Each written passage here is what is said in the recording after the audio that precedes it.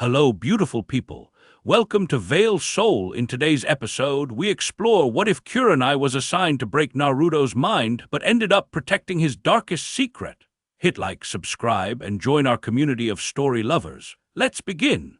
Chapter 1. The assignment. The summons came on paper, not by Hawk, which was the first thing that bothered her. Kurenai turned the folded slip over in her fingers as she walked the long corridor beneath the Hawkage Tower, the one most Jonin never saw, the one with no windows and too many doors. The seal pressed into the wax was Hiruzen's personal mark, but the courier had been ANBU, and ANBU didn't deliver tea invitation. She had been pulled out of a training session with Hinata mid-strike, her student still standing in the field with her hands raised and her mouth open, and Kurenai had told her to keep working on the stance and walked away with the prickle of someone watching her between the shoulder blades. The prickle hadn't gone away. She stopped at the third door on the left, knocked twice, and let herself in without waiting. The room was smaller than she expected. A single low table, 3 cushions, no windows. The smell of pipe smoke clung to the walls like it had been living there for decades. Hiruzen sat behind the table with his hands folded over the bowl of his pipe, unlit. Across from him on the second cushion sat a man who shouldn't have been there at all. Danzo-sama, Kurenai said, and bowed before she could think better of it. Forgive me, I was told this was a private briefing. It is private, Danzo said. His one visible eye did not blink. That is why he is here. Hiruzen gestured to the empty cushion. He didn't smile. That, more than anything else in the room, was what made her sit down without another word. Kurenai. The Hawkage's voice was the same warm gravel it always was, but it sounded tired tonight, in a way she didn't recognize. What I'm about to ask of you doesn't leave this room. If you decline, it also doesn't leave this room. Are we clear? Yes, Hawkage-sama. He set the pipe down. He didn't pick it up again for the rest of the conversation, and that was the second thing that bothered her. 11 days ago, he said, Uzumaki Naruto was part of a 4-man team escorting a courier across the border with T Country. They were ambushed. 2 of the escort died. The mission scroll was nearly lost. Naruto sustained a critical wound to the abdomen, and during the engagement that followed, he paused, and the pause was where the air left the room. The seal slipped. Kurenai felt her stomach tight. How far? 3 taels, Danzo said, witnessed by the surviving escort and a Chunin from T's border patrol. The Chunin has been retained as a guest of the village pending memory work.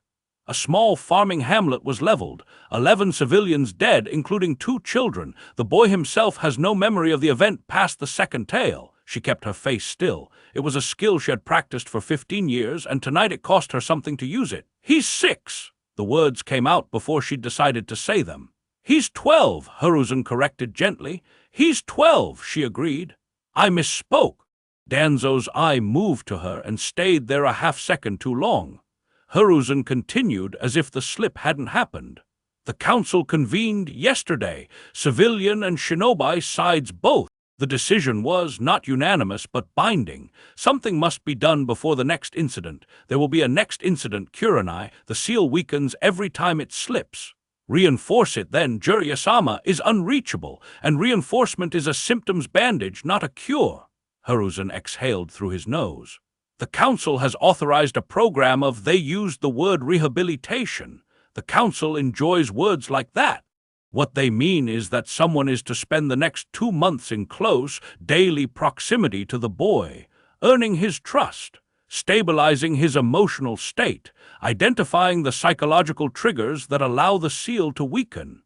He looked her in the eye, and in the course of that work, gathering intelligence. Intelligence on what? On him, Danzo said. There was a silence in which Kurenai could hear the lantern hissing on its hook by the door. You want a handler, she said slowly. You want someone to befriend him so you can map his mind. We want a specialist, Hiruzen said. A Kunoichi the boy has no prior connection to, no reason to distrust, no reason to fear. Someone whose entire discipline is the navigation of another person's interior. Someone whose loyalty to Konoha has never been in question. His eyes were very steady on her.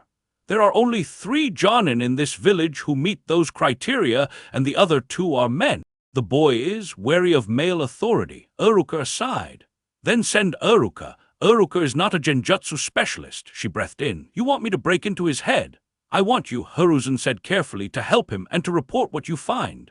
And if what I find is a child, Kurenai said, her voice quieter than she meant it to be, who is afraid and tired and alone, is that what you want me to report, Hokage-sama? Danzo's good eye narrowed by a millimeter. You will report what is there, not what you feel about it. I asked the Hokage. The temperature in the room dropped a degree. Hiruzen lifted one hand just slightly and Danzo went still. If what you find is a child who is afraid and tired and alone, Hiruzen said, then you will tell me and I will weigh it. You have my word, Kurenai. Your reports come to me, not to a council clerk, not to the smallest paws, any other interested party. She did not look at Danzo. She felt him there anyway.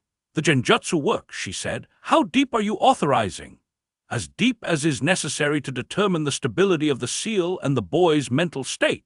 No invasive memory extraction without my direct approval. And if he resists, he's 12, Danzo said. He won't know how. She looked at him then. She let the look last. I want it in writing, she said. All of it. The mandate, the limits, the chain of approval. I want my orders signed by the Hokage's own hand, not the council's. That can be arranged, Hiruzen said, and I want the right to refuse any specific action I believe falls outside the scope. Within reason. Then I'll do it. She rose, bowed, and turned to the door. Kurenai, she stopped without turning. He likes ramen, Hiruzen said very softly. Ikaraku's miso with extra pork, if you don't know where to start. She walked out without answering, because if she'd answered, her voice would have shaken. She didn't go home. She walked the long way through the village, past the academy where the lamps were just being lit, past the dango shop where Anko was harassing the proprietor over a bill, past the bridge where she used to meet Asuma when they were younger and stupider, and the meeting of two jonin on a bridge could mean only one thing. Anko called her name. She kept walking. She didn't trust her face yet. She ended up at the memorial stone without deciding to go there. The names of her parents were on it. So were the names of her old genin teammates, both of them, side by side, because they had died side by side, and because the village engraver had a sense of mercy that the village itself sometimes lacked. She stood in front of the stone for a long time and let the dusk come down around her. He's 12. She had seen the boy from a distance for years. Everyone had. The orange jumpsuit was a tactical disaster as far as she was concerned, and she'd said so to Asuma more than once, but you couldn't miss him in a crowd, which she had always assumed was the point. The pranks, the shouting, the class clown who couldn't pass a graduation exam without a special arrangement. She'd written him off if she was being honest. She'd looked at the orange and the volume and the fox-like grin, and she'd thought, this is a boy hiding from something he can't name. She had not, until tonight, considered the possibility that he was hiding from something he could name very well. She thought about the file on Hiruzen's desk, the mission report, 3 tales. She thought about a hamlet of farmers and 2 children who would not be growing up. She thought about being sent into the mind of someone carrying that. The wind moved through the trees behind the stone and brought the smell of cooking smoke from the village below, and somewhere a dog was barking, and the world was very ordinary in a way that made her teeth ache. You're going to do it, she said aloud, to no one in particular. Aren't you? She had already known the answer when she said yes in the room. Ikaraku's was small enough that you could see everyone in it from the street, which was, she suspected, part of why he chose it. Easy to scout, easy to leave. She lingered across the road for a moment, in the half-shadow of a wall, and watched. He was on the middle stool, his back to the door, hunched over a bowl that was bigger than his head. The orange was, in person, even louder than she remembered. His hair was sticking up in the back the way a child's did when they hadn't slept right.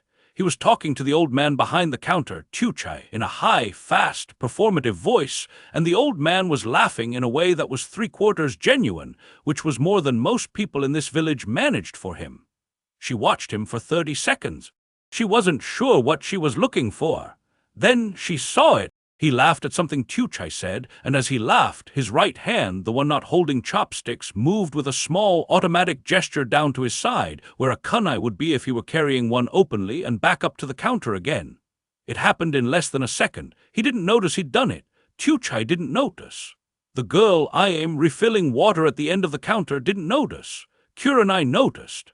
She thought. She crossed the road. The bell on the Norin rang as she pushed the curtain aside, and he turned on the stool to look, already smiling, the smile he gave to anyone who entered any room he was in, the smile she had seen from across the academy yard 100 times. The smile faltered. It was, she thought afterward, the most interesting thing she had ever seen happen on a child's face, because it did not falter in the way a stranger's smile falters when a Jonin walks into a ramen shop. It faltered in the way a man's smile falters at a card table when he sees the dealer's hand for the first time and recalculates the entire game in 3 seconds and then puts his smile back on. "Whoa," he said, bright and loud. "A pretty lady. Chuchajiji, did you finally start advertising? I keep telling you, mind if I sit?" Kurenai said. "Free country." He waved at the stool beside him with the chopsticks. "Well, free village anyway. The country part is complicated. There's the daimyo, and then there's the council, and then there's like taxes, miso," she said to Chuchai, "with extra pork and a glass of water." There was a flicker again, so small she would have missed it if she hadn't been looking. His mouth kept going about taxes. His eyes moved to her face and stayed there for half a beat longer than the chatter accounted for. He knew, he didn't know what, but he knew something. He had recognized her order. She filed it away. "You're Yuhai Kurenai," he said suddenly, conversationally, around a mouthful of noodles. "Hinata's Jonin-sensei, right, red eyes, the genjutsu lady. Hinata talks about you like constantly. By the way, she thinks you're amazing, which fair, I mean." He made an expansive gesture that nearly took out Chuchai's hanging ladle. "But yeah, hi, I'm Naruto, Uzumaki Naruto, future Hokage, pleased to meet you. Why are you eating ramen with me?" He said the last sentence in exactly the same tone as the rest. It did not sound like a question, it sounded like a courtesy. Kurenai picked up her chopsticks and considered him. He was looking at her with the wide-open, slightly stupid expression that she had seen on his face in every official photograph, every passing glimpse, every story Uruka had ever told her over sake. It was a very good expression. It was the expression of a boy who could not possibly be a threat to anyone. It was so good that she very nearly believed it. She had been looking at it for about 4 seconds when she realized she could not see his pulse in the side of his neck. Every academy student learned to find a pulse. Every Jonin learned to read one without seeming to look. A boy of 12, sitting 2 feet from an unannounced Jonin who had just sat down beside him in his favorite restaurant, should have had a pulse you could see from across the room. His was there, slow, even, the pulse of a man drinking tea. She thought again. "Hinata's a good student," she said, and slurped a noodle. "She speaks well of you, too, when she can speak." The grin he gave was so genuine she almost forgot what she'd just noticed. "She's getting better at it. She did a whole sentence last week. To me, I mean, she does sentences to other people all the time. But last week, a whole one, with a verb and everything. I was so proud." "Did the sentence have a subject?" "It had 2 subjects. One of them was a tree, but still," she laughed before she could stop herself. It was an honest laugh, surprised out of her, and the sound of it changed something in the air between them. He blinked at her, just once, as if he hadn't expected her to laugh and was making a note of the fact that she had. She filed that away, too. "Naruto," she said, and she let her voice drop into the register she used with traumatized witnesses and frightened children, low and even and warm. The register that had unlocked more confessions than any interrogation cell in T&I. "I've been assigned to work with you for a while." The chopsticks paused, just for a heartbeat. Then they resumed. "Yeah," he said, "cool, like training. Are you gonna train me? Because Kakashi-sensei's great, don't get me wrong, but he reads those books, and I think the books might be, distracting him from his duties as a sensei, frankly. I'm just saying, not training, not exactly." "Oh, a noodle, a swallow. What then?" She set her chopsticks down. The shop was empty except for them and Chucha and Iame, and Chucha had the kind of professional deafness that came from 40 years of feeding shinobi. "The mission in Tea Country," she said. The chopsticks did not pause this time. He kept eating. He did not look at her. "Hokage-sama is concerned," she said, "about what happened, about what you might be carrying after. He's asked me to spend some time with you, to talk, to help you work through it." "Work through it," Naruto repeated around his noodles very lightly. "Yes, with genjutsu, among other things." He set the chopsticks across the bowl. He still wasn't looking at her. He was looking at the steam rising off the broth. "Kurenai-sensei," he said. His voice, when he used her name, was different, lower. almost adult.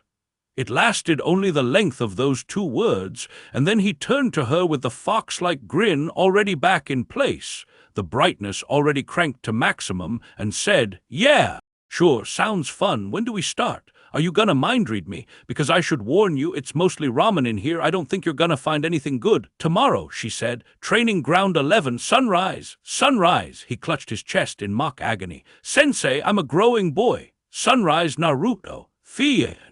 She put money on the counter for both their bowls, ignored his sputtered protest, and walked out into the dark.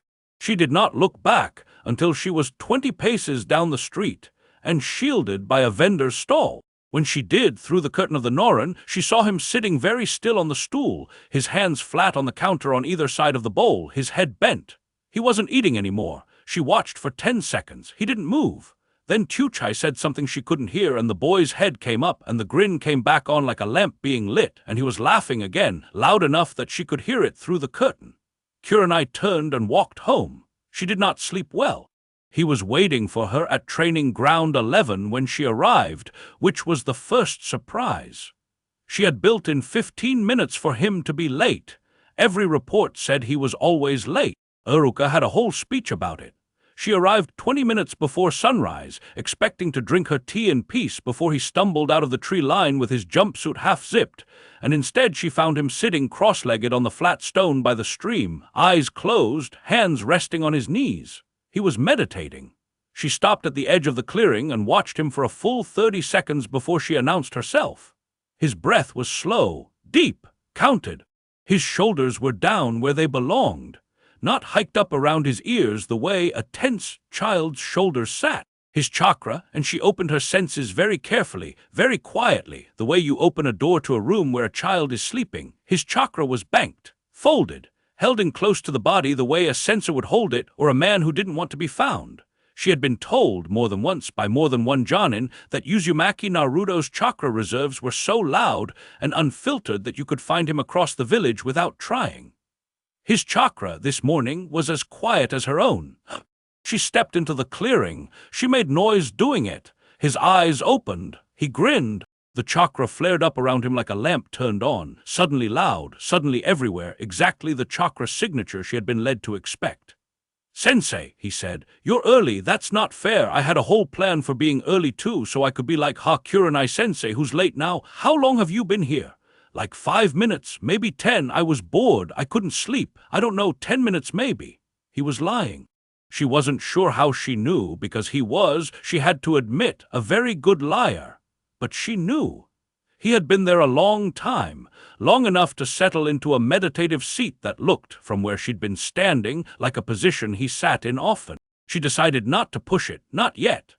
"Walk with me," she said, and turned without waiting to see if he followed. He followed. He chattered. He talked about Kakashi's latest book, about the time Sakura had hit him with a thrown shoe, about a stray cat he'd been feeding by the dumpsters near his apartment, about whether the ramen at Ikaraku's had been less salty than usual, or if it was just him. None of it was real. All of it was charming. It was the conversation of someone who had learned, very young, that silence with a stranger is dangerous, and that the easiest way to make a stranger believe you're harmless is to fill the air between you with sound until they can't think clearly enough to suspect you. She let him talk. She listened to the rhythm of it, not the content. There were gaps, small ones, half-second pauses where his eyes flicked sideways to check her face for a reaction. He was reading her the entire time he was performing for her. She had been doing this work for a long time. She had interrogated Chunin, who could not read her this well. After a quarter of a mile, she stopped beside an old oak and sat down with her back against it. "Sit," she said. He sat, cross-legged, bouncing one knee. The bouncing was new. She clocked it immediately as a tell he had decided just now that a child his age would do, which meant the bouncing was a lie, which meant the absence of bouncing had been the real Naruto, which she had not yet seen for more than a heartbeat at a time. "I want to be straight with you," she said. "Okay. The council is afraid of you." His knee stopped bouncing. It happened for less than a second. He started it again immediately. But there had been a moment, a small clean moment, in which his entire body went perfectly still, and his eyes, those very blue eyes that everyone in the village described as his most distinctive feature, and which no one ever seemed to actually look at, went absolutely flat. She had seen that look before. She had seen it on a 30-year-old assassin she'd helped interrogate the previous winter. She had not, until this moment, expected to see it on a 12-year-old boy in an orange jumpsuit. "Yeah," he said, "I figured. They want to know if you can be," she chose the word carefully, "managed. You mean controlled. I mean managed. Same thing, Sensei, just nicer letters." She looked at him, he looked back. For a long second the masks were all on the ground between them, neither of them bothering to pick them up. She saw the boy underneath the orange. He was older than 12, in the way that all children carrying things are older than 12, and there was a tiredness in him that she had not been prepared for. There was also, and this was what she would think about later in her apartment when she could not sleep again, something underneath the tiredness. A kind of patient, banked fire. Not anger, not hatred, something steadier than either of those. The expression of someone who has been waiting a very long time for a particular conversation to begin. Then he grinned, and the mask came back on, and he said, "So when does the mind reading start? Do I have to sign something? Are there forms? I'm bad at forms. I'm not going to lie to you, Naruto." She watched his face. "I was assigned to do exactly what you think I was assigned to do. I'm not going to pretend otherwise. The Hokage knows, the council knows, you should know." He was quiet. It was a real quiet this time, not a performance quiet. The chatter had drained out of him, and what was left looked tired and a little surprised, and she thought, though she could not have sworn it in a debrief, a little grateful. "Why are you telling me that?" he asked. "Because I don't think you came here this morning expecting to be told the truth.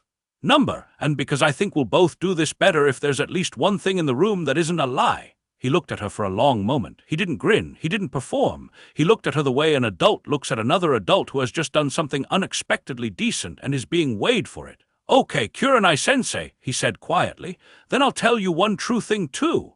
"All right. You're not going to find what they sent you for." She raised an eyebrow. He smiled. It was a small smile, and it was the first one all morning she believed. "Try anyway," he said. "I want to see what you do when you don't." The sun came up over the tree line behind him, and his shadow stretched long across the grass between them, and for a moment Kurenai had the strangest, most unprofessional thought. "I have been sent to break this child, and this child has been waiting for me." She set down her tea. "Close your eyes," she said. He closed them. She formed the seal. Chapter 2. Behind the mask the world tilted, the way it always did, and Kurenai stepped through. She had done this hundreds of times. The crossing into another mind was as familiar to her as the threshold of her own apartment, and she had developed a professional habit of cataloging the entry, the feel of the air, the quality of the light, the smell, if there was one. A mind told you what it was in the first 3 seconds if you knew how to listen. Naruto's mind told her nothing. She was standing on grass, not metaphorical grass.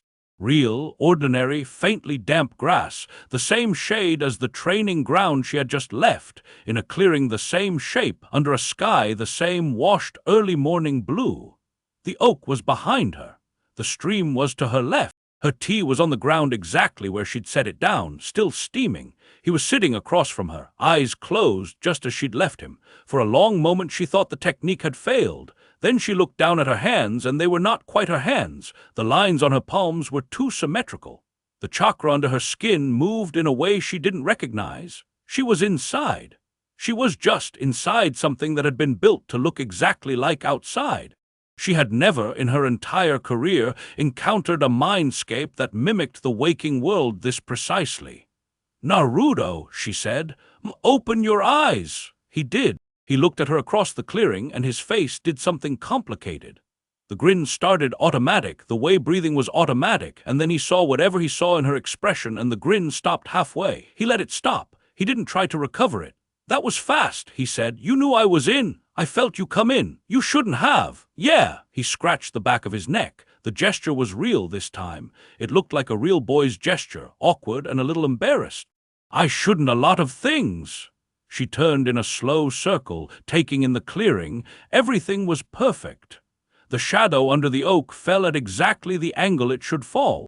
A bird called somewhere off to the east, and a second bird answered it, and the second one was a different species, the way real birds were. "Whose work is this?" she asked. "What do you mean?" "This," she gestured around them. "This is a construct, a very good one. Someone taught you to build it." "Nobody taught me." "Naruto." Nobody taught me Kurenai-sensei. He stood up, brushing grass off the back of his trousers. The grass was the right kind of grass. It stuck to him in the right pattern. I figured it out. I had time. Time. A lot of time.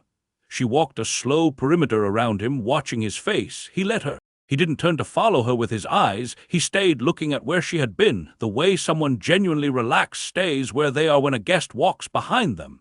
It was either real or it was an extraordinarily deep performance, and she was no longer sure she could tell the difference with this boy. "How long have you been building this?" she asked. "Since I was 8, I guess, maybe 7. I lost track." "What made you start?" He was quiet for a moment. "The third time someone tried to get inside my head," he said, finally. "I was 8. I didn't know what was happening.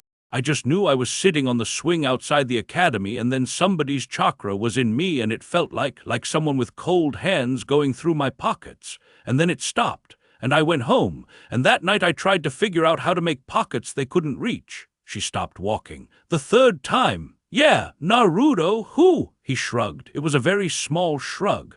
"I don't know. They were always behind me, or in a crowd, or once it was a doctor, but I'm pretty sure that was just a doctor doing doctor stuff. The others, I don't know. I never saw a face." He looked up at her. "Why would I see a face? Nobody who does that to a kid wants the kid to see their face." She didn't answer. There wasn't an answer to give him that wasn't an admission. She looked around the clearing again, with new eyes this time. "This isn't a memory," she said slowly. "This is a foyer," he grinned. The grin was a real one. It startled her every time the real ones came out, because he had the same face when he was performing and when he wasn't, and only the eyes were different, and you had to be looking at the eyes. "That's a good word for it," he said. "Yeah, foyer, I like that." "What's behind the doors?" "What doors?" "The doors you haven't shown me yet." He laughed. It was a quiet, startled laugh, more breath than sound. "Sensei, you're really good at your job. I'm aware." "Yeah," he scrubbed a hand through his hair, looking at the grass. "Yeah, okay. Here's the thing, Sensei, I'm going to make a deal with you. Is that okay? I'm listening. You're allowed to look at one room." He held up a finger. "Any one room, your pick. You walk in, you look around, you walk out, and then you go back to your body and you write whatever report you're going to write, and we both pretend this was a normal first session. Deal?" She studied him. "And if I refuse, then I wake up." His eyes were level. "We try this again tomorrow, and you don't find anything tomorrow either, and eventually they replace you with somebody less nice, and that person also doesn't find anything, and eventually somebody not nice at all, gets impatient and tries to take what they want by force." He shrugged again. The shrug was older than he was. "I'd rather show you a room. Honestly, you seem like, I don't know, you seem like somebody I could maybe show a room to." She did not let her face change. She was a professional. But something in her chest did something it had not done in a long time, and she made a careful note of it for later. "One room," she said. "One room. You choose or I choose." He considered. "You, otherwise it's not fair."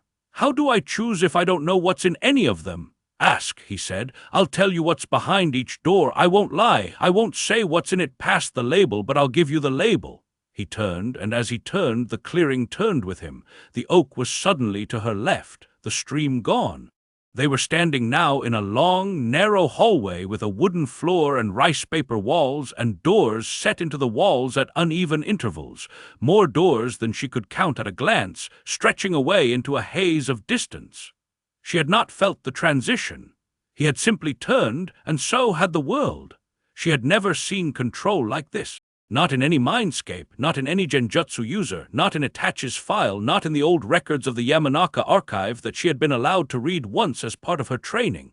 This was not a defensive construct. This was a house someone had been building for years, room by patient room, while everyone outside it watched him eat ramen and laughed at his orange jumpsuit. "Naruto," she said quietly. "Yeah, who knows you can do this? Nobody. Nobody at all. Well." His mouth twitched. "You." She walked along the corridor. He walked beside her, hands in his pockets, scuffing one sandal along the boards. The first door was small and plain. "Ikaraku's," he said without her having to ask. "Every bowl I've ever eaten, in order. It's not very interesting, Sensei. I'm warning you, it's mostly just ramen."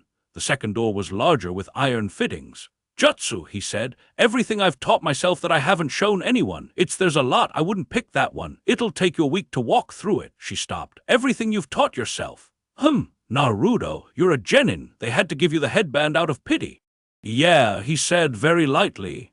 I know what they had to do. It worked, didn't it? She looked at him. He looked back. She kept walking. The third door was painted. Iruka-sensei, he said, and there was a softness in his voice when he said the name that she filed away too. Every memory I have of him. He's the only person who has a whole door, by the way, just so you know. He doesn't have to know, but just so you know. The fourth door had no handle. The wood of it looked older than the rest of the corridor, darker, and the grain ran in directions wood didn't usually run. He did not look at it as they passed. She watched him not look at it. What's that one? She asked. Pass. That's not the deal. He stopped walking. He turned to her. The blue of his eyes in this place was deeper than it had any right to be and very tired. That one, he said, is the one where if you go inside, I can't let you walk back out. She held his gaze. What's behind it, Naruto? My parents. The corridor went very quiet. I know who they were, Kurenai-sensei, he said softly. I've known for a long time. I didn't figure it out by accident. I figured it out because somebody on purpose let me figure it out, and they did it gently, and they did it once, and I never saw them again, and I've kept their gift in that room ever since. His mouth tilted, not quite a smile.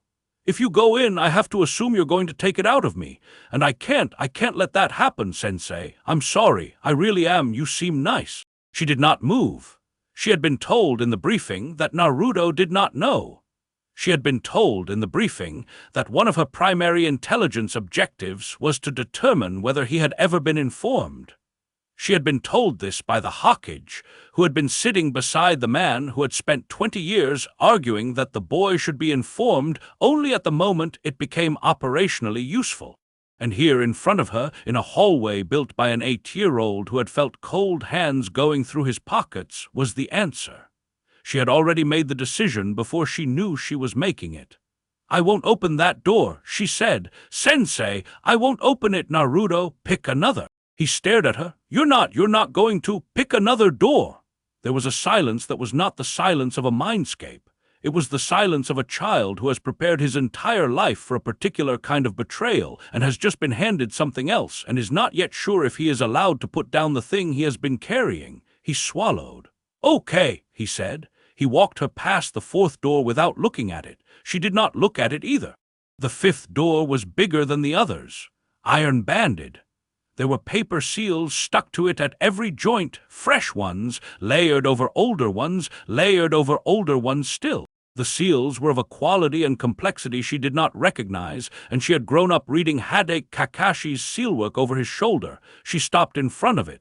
You don't want that one either, Sensei. What's in there? You know what's in there. She did. She had known the moment she saw the seals. How often do you talk to him? She asked. The question surprised him. It was not the question he had expected. She saw his shoulders shift, just slightly, the way a man's shoulders shift when he realizes the conversation he was bracing for is not the one he is having. Sometimes, he said, not as much as he wants. He's not what people think, Sensei. He's not, well, he kind of is, but also he isn't. It's complicated. We have an arrangement. You have an arrangement. It's working out okay for both of us. She closed her eyes for a second, opened them. Show me a door, she said. That won't make me have to lie to the Hokage tonight. He brightened. It was a small brightening, but a real one. Oh, he said. Yeah, I have some of those. He took her past the sealed door and 4 more after it, and stopped in front of one painted a slightly faded green. The paint was peeling in one corner. There was a child's drawing tacked to the door at about waist height, a stick figure with very yellow hair holding hands with another stick figure that had a swirl on its belly. This one, he said. This one's good. This one's boring, mostly lonely, some sad, not the worst sad. You can write a report about this room and it'll be true and they'll believe it and nobody'll get hurt, including me, including you. What is it? Me, he said simply. Just me, the lonely kid, the orphan. The one they think they sent you to find. He's in there. He's a real part of me. He's not the whole thing, but he's real and he's the one you're allowed to take pictures of. She looked at the drawing on the door for a long moment. Did you draw that? She asked. When I was 6. Who's the second figure? He shrugged. Whoever I wanted that week. Sometimes Iruka-sensei, sometimes the old man, sometimes nobody specific, just somebody. She reached out and put her palm flat against the green door. The wood was warm. Naruto, she said. Yeah. I'm going to walk into this room. I'm going to look at it for as long as I need to.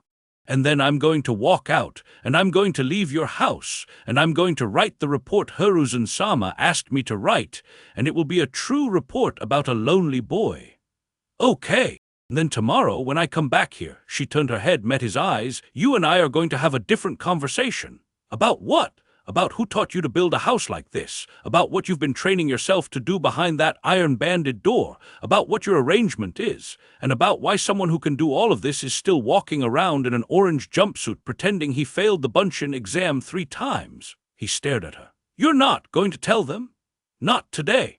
And tomorrow, that depends on you. He was quiet for a long time. When he spoke, his voice was younger than it had been all morning. Why? He asked. She thought about how to answer. Because there were 3 of them before me, she said finally, and nobody stopped them, and I'd like to think I'm not the 4th. His face did something she did not have a name for. He looked down at his sandals. He scrubbed at one eye with the heel of his hand fast and then put the hand back in his pocket. Okay, sensei, he said. She opened the green door. It was a small room, smaller than she expected. The walls were the color of an old tatami mat, and there was a single window. And the light through the window was the color of late afternoon in autumn. There was a low bed against one wall, neatly made, with a single thin blanket folded at the foot of it. There was a desk under the window with a half-eaten cup of instant ramen on it. There was a wall calendar with the dates crossed off in red pen, and the only red marks were on October 10th, every year going back further than they should have gone. There was a child sitting on the floor in the middle of the room. He was 6 or 7, she couldn't tell. He had his arms wrapped around his knees. He was looking at the door when she came in, as if he had been expecting her or expecting someone for a very long time. He did not say anything. She crossed the room and sat down on the floor across from him, slowly, the way she would sit down in front of any frightened thing. Hello, she said. He looked at her. Are you here to hurt me? He asked. His voice was very small. It was a real voice. It was not the voice of the boy in the corridor. It was a voice that had been kept in this room for a long time by someone who could not afford to walk around the village carrying it. No, she said. Are you going to leave? In a little while. Are you going to come back? She thought about her answer carefully. Yes, she said. I think I am. He looked at her for a long moment. Then he uncurled his arms and crawled into her lap, the way a child crawls into the lap of an aunt at a family gathering without asking permission and without making a fuss about it. He was a real weight. He smelled like a child, like soap and sweat and a little bit of broth. He put his head against her collarbone and closed his eyes. She held him. She held him for what felt like a very long time, and was perhaps 30 seconds, and was perhaps an hour. Time did not work in the foyer the way it worked outside, and she did not check. After a while she said, very quietly, "Did anybody hold you when it was real?"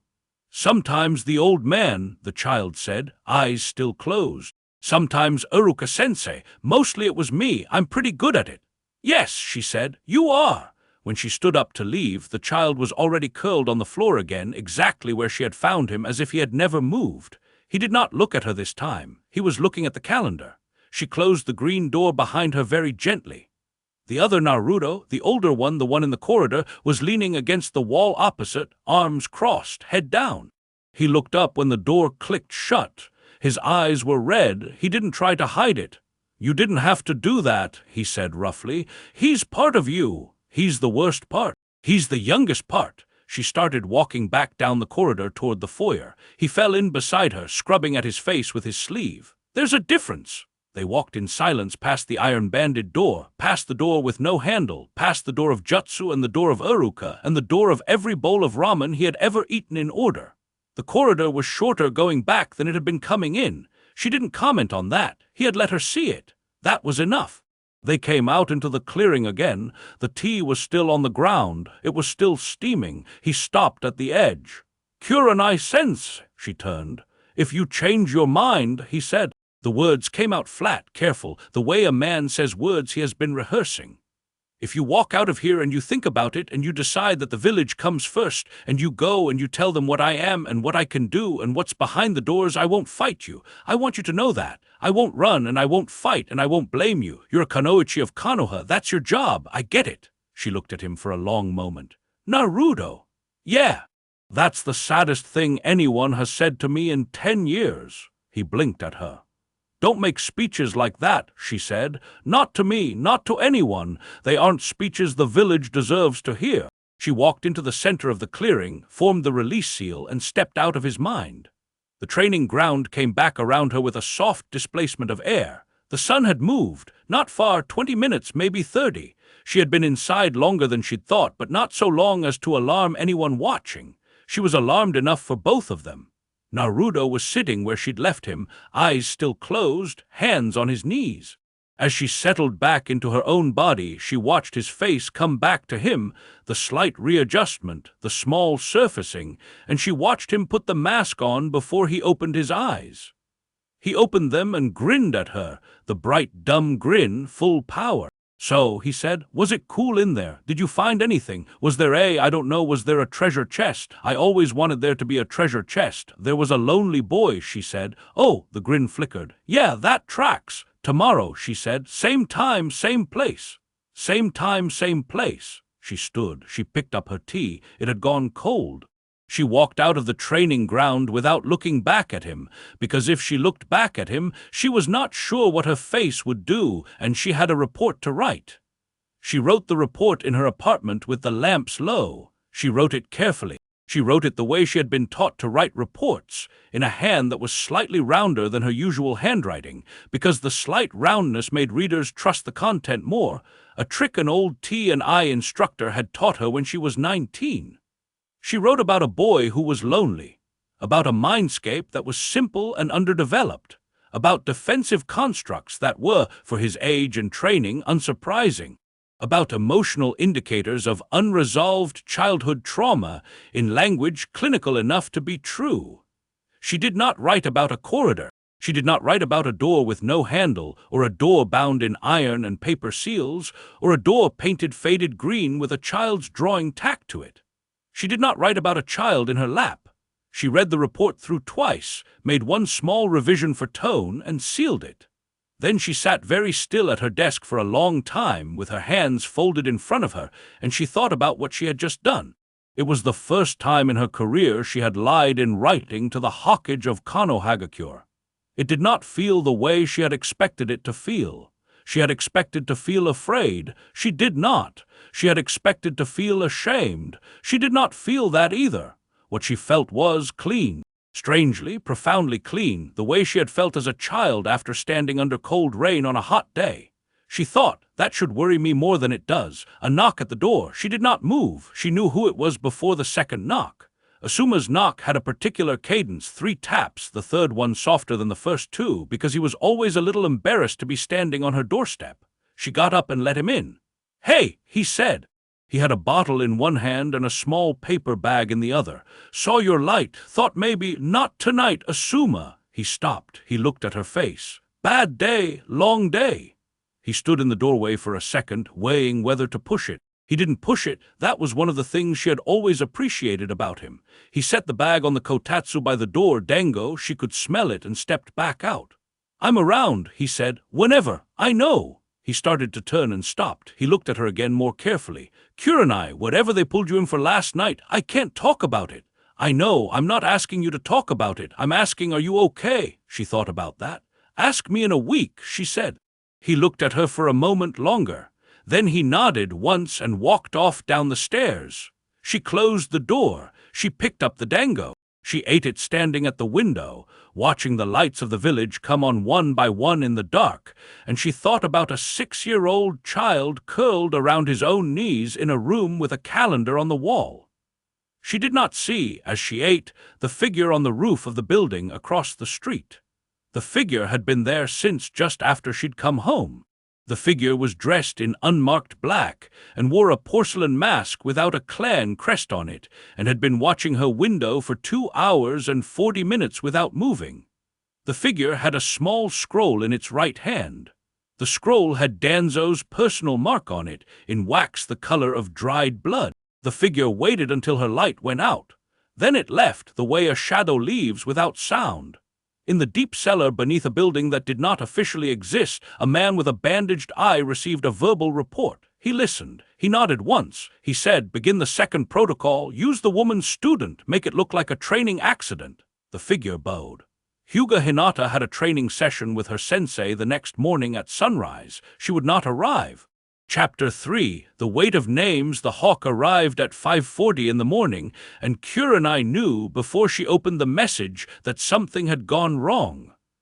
Hawks did not come to her apartment. Hawks went to the dispatch office, and dispatch sent a Chunin runner if the matter was urgent enough, and a Chunin runner had not been sent.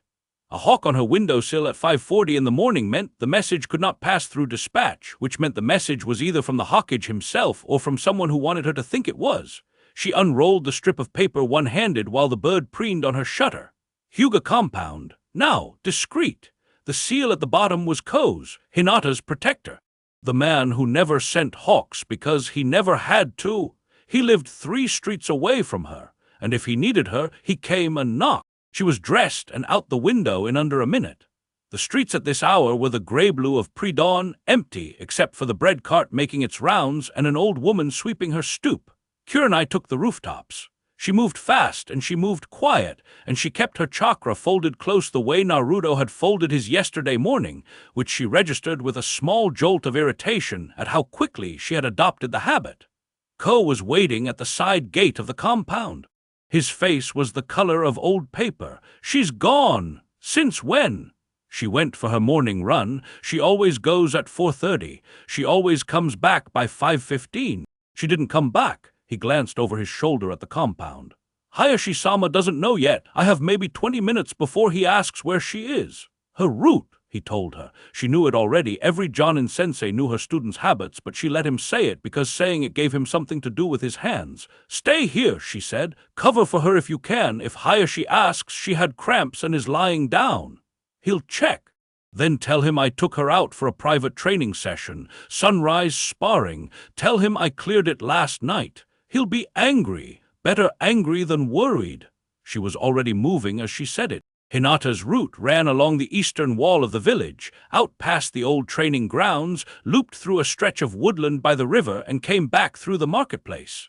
Kurenai took it backward, because forward was the route Hinata would have walked, and backward was the route someone hunting Hinata would have come from. She found the first sign at the woodland edge.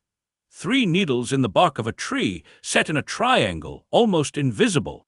Not throwing needles, the small kind, the kind used in pressure point work. The triangle was a Chunin distress mark. Hinata had been moving fast enough to mark a tree without slowing, which meant she had known she was being followed, which meant Kurenai found Hinata 30 seconds later, propped against the base of an oak, very pale and very still. She was breathing. That was the first thing Kurenai checked. The breath was shallow but regular. There was a puncture mark just below the girl's left ear, neat and round, the kind of wound a senbon left when it was placed by a professional.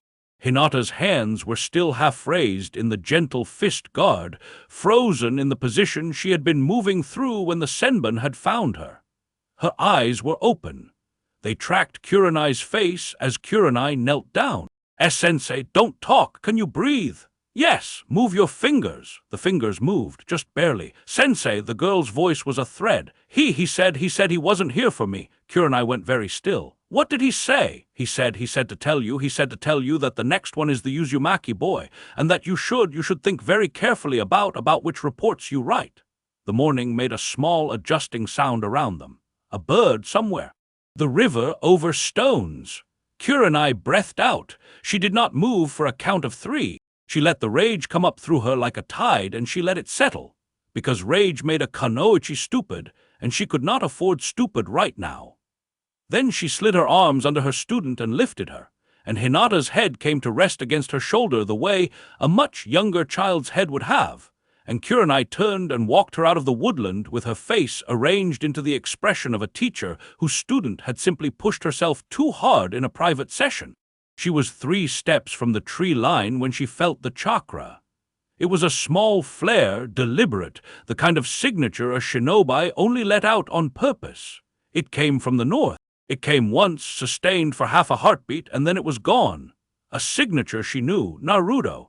He was telling her he was there. He was telling her he had been there. He was telling her, and this was the part that made her stop walking for one full second before she resumed, that he had been there first. She did not see him on the walk back. She did not see anything. But somewhere in the trees, on the route she was now taking back to the village, there was a path of broken undergrowth that had not been there an hour ago, and the broken undergrowth led north. And at the end of it, when an ANBU search team would arrive at noon to investigate the disturbance, they would find a man in unmarked black with a porcelain mask and no clan crest, propped against a tree exactly as Hinata had been, breathing shallowly, unable to move his fingers, with a single small senbon placed neatly beneath his left ear. The man's hands would be folded in his lap. In the lap, placed there with some care, would be a small scroll bearing Danzo's personal mark in wax the color of dried blood. The ANBU captain who found him would read the scroll. He would read it twice. Then he would burn it before reporting to the Hawkage, because the ANBU captain was a man who liked his own neck where it was, and some things, once read, were better turned into ash. Naruto would not, when Kurenai asked him that afternoon, admit to any of it. She would not, in turn, ask twice. Hinata woke up in the medical wing at 9 in the morning, blinked twice, and asked in a small voice where her sensei was. "Here," Kurenai said. "Oh," Hinata's eyes drifted shut. "Good." A medic Kurenai had known for years gave her the diagnosis at the door. A paralytic, professionally administered, dosed exactly heavy enough to immobilize the girl without killing her. The dose was tuned to a Hyuga's chakra system specifically, which the medic noted in a careful voice that meant I would prefer not to know what this means, and I assume you would prefer the same of me. "Recovery?" Kurenai asked. "Full, 12 hours, maybe 18. There won't be any lasting damage." The medic hesitated. "Kurenai, whoever did this, they could have killed her. They didn't. That's a message, isn't it? It's a message. Do I need to know who it was from? Number you don't." The medic looked at her for a long second and then nodded and walked away. Kurenai sat by Hinata's bed for 40 minutes. She held the girl's hand. She did not speak. She watched the rise and fall of her student's chest, and she thought about a man in a small room beneath the village with one visible eye, and she thought about the careful, surgical, almost gentle way the senbon had been placed. He had done it himself, or close to himself. He was telling her that he could reach anything. He was telling her that he had not yet decided whether to. She kissed Hinata on the forehead, told Ko to send for her if anything changed, and went to find Naruto. He was at training ground 11. He was sitting on the same flat stone by the stream. He was not meditating this time. He was peeling an orange very slowly with his thumbnail, and the peel was coming off in one long, unbroken spiral, and he did not look up when she walked into the clearing. "She's okay," he said. "How did you know which one?" He shrugged, one-shouldered, eyes on the orange. "Pale, white eyes, shy, 6 in the morning, 400 meters from the Hyuga gate. Wasn't a lot of guesswork. You weren't supposed to be there." "I know. Why were you?" He didn't answer at first. He finished peeling the orange. He set the peel down carefully on the stone beside him, a perfect green-white spiral, and he separated the orange into segments before he spoke. "I had a feeling. A feeling." "Yeah," he held up one of the segments, considered it, didn't eat it. "After you left yesterday, after I showed you the corridor, I had this feeling, like, okay, sensei, you have to understand something. I've been doing this for a long time. The pretending, the hiding, 5 years, 6. And in 5 years, I have never once let somebody see what you saw yesterday. I've had 3 people try to walk into my head, and I made every single one of them think they were walking into the head of a stupid little boy who didn't know anything, and they walked out, and they filed their reports, and they never came back. I'm good at this, sensei. I am really good at this. I know. And yesterday I just let you in." He turned the orange segment in his fingers. "I let you walk past doors. I told you what was behind them. I let you see." His voice did something. He stopped. He started again. "I let you see him, the little one. Nobody has ever seen him, not the old man, not Uruka-sense, nobody. And I let you sit with him for, I don't know how long, sensei, time gets weird in there, but it was a long time. It was a long time. And then you walked out, and I sat there in that clearing in my own head for a while after you left, and I thought to myself, Naruto, you just made the single dumbest decision of your entire life. You just handed a stranger, a Jonin, every piece of leverage anyone has ever wanted on you. And she's going to walk straight to the Hawkage Tower, and she's going to spill it. And tonight at the latest, there are going to be men in masks coming through your window." He set the orange segment down. He looked up at her for the first time. "And then I thought," he said, "well, if they come for me, they'll come for whoever else she cares about first, just to make sure she's leverageable, just to make sure she's the kind of woman who can be managed." He used the word she had used yesterday. He had remembered it. He had remembered the word, and he had used it back at her on purpose, and the small precision of that, the deliberate, surgical thoughtfulness of it, was as informative as anything she had seen in the corridor. "So I went out," he said, "last night. I went out and I found out where Hyuga Hinata runs in the morning. It wasn't hard. I asked Kiba's sister. She thought I was being cute about a crush. And then this morning I sat in a tree on her root and I waited, because if I was wrong, I'd just be a weird kid in a tree, and if I was right, you were right." "Yeah, how long did the fight take?" "Wasn't a fight. How long did it take, Naruto?" He shrugged again. 11 seconds, maybe 12. He was good. He was really good, Sensei. I want you to know that. He was the best one I've seen. He wasn't expecting me." "Why not?" The grin came onto his face. It was not the bright grin. It was small and tired, and there was something in it that she had not yet seen on his face, an edge that was older than the rest of him. "Because I'm 12, Sensei," he said quietly, "and I wear orange, and I failed the Bunshin 3 times. She looked at him for a long moment. "Naruto, yeah, you went out on your own without telling me to intercept a root operative with no backup, and you took him alive instead of killing him." "Yeah, why alive? Because dead doesn't send a message back. And the Senbon technique," he smiled, and it was the real one now, the one that startled her every time. "The Kyubai's an asshole, but he knows a lot about pressure points." She closed her eyes for a second. She opened them. "Get up," she said. "We're going." "Where?" "To the Hawkage." He went very still. "Kurenai Sensei, not for that, not for the corridor, not for any of it." She held out her hand. "Get up! There's a conversation we have to have with him, and we have to have it now before someone else has it for us." He looked at her hand for a moment. Then he took it and stood up, and the spiral of orange peel sat very neatly on the rock behind him, and they walked together out of the training ground side by side, and Kurenai found, somewhat to her surprise, that he was almost as tall as her shoulder, which was taller than she had remembered him being. Hiruzen was alone in his office, which was the first thing that mattered. He looked up when she came in, with Naruto a half-step behind her, and his face did the thing his face did when he had not been expecting an interruption but had been hoping for one. He set the pen down. He waited. "Hawkage-sama," Kurenai said, "there was an incident this morning." "I know. You know. A root operative was found incapacitated at the edge of the eastern woodland at approximately 7:40. ANBU recovered him. He's in the 3rd basement of T&I as of." He glanced at the wall clock. "An hour ago. The scroll that was found in his lap was burned by Captain Tenzo before it reached my desk, which Captain Tenzo will be answering for in his own time, but which I do not currently intend to punish him for. Is there something you would like to add to that report, Kurenai?" She did not look at Naruto. "Hyuga Hinata was attacked this morning, the same operative. She's in the medical wing. She'll recover." "I know that, too." "With respect, Hawkage-sama, sit down, Kurenai." She sat. "You sit too," he said to Naruto. Naruto sat. He sat the way an academy student sat in front of the principal, with his hands on his knees and his back too straight, and his expression carefully blank, which was, Kurenai noticed with a kind of professional admiration, exactly the wrong posture for a boy his age in this situation. A normal 12-year-old would have slouched or fidgeted or grinned or stammered.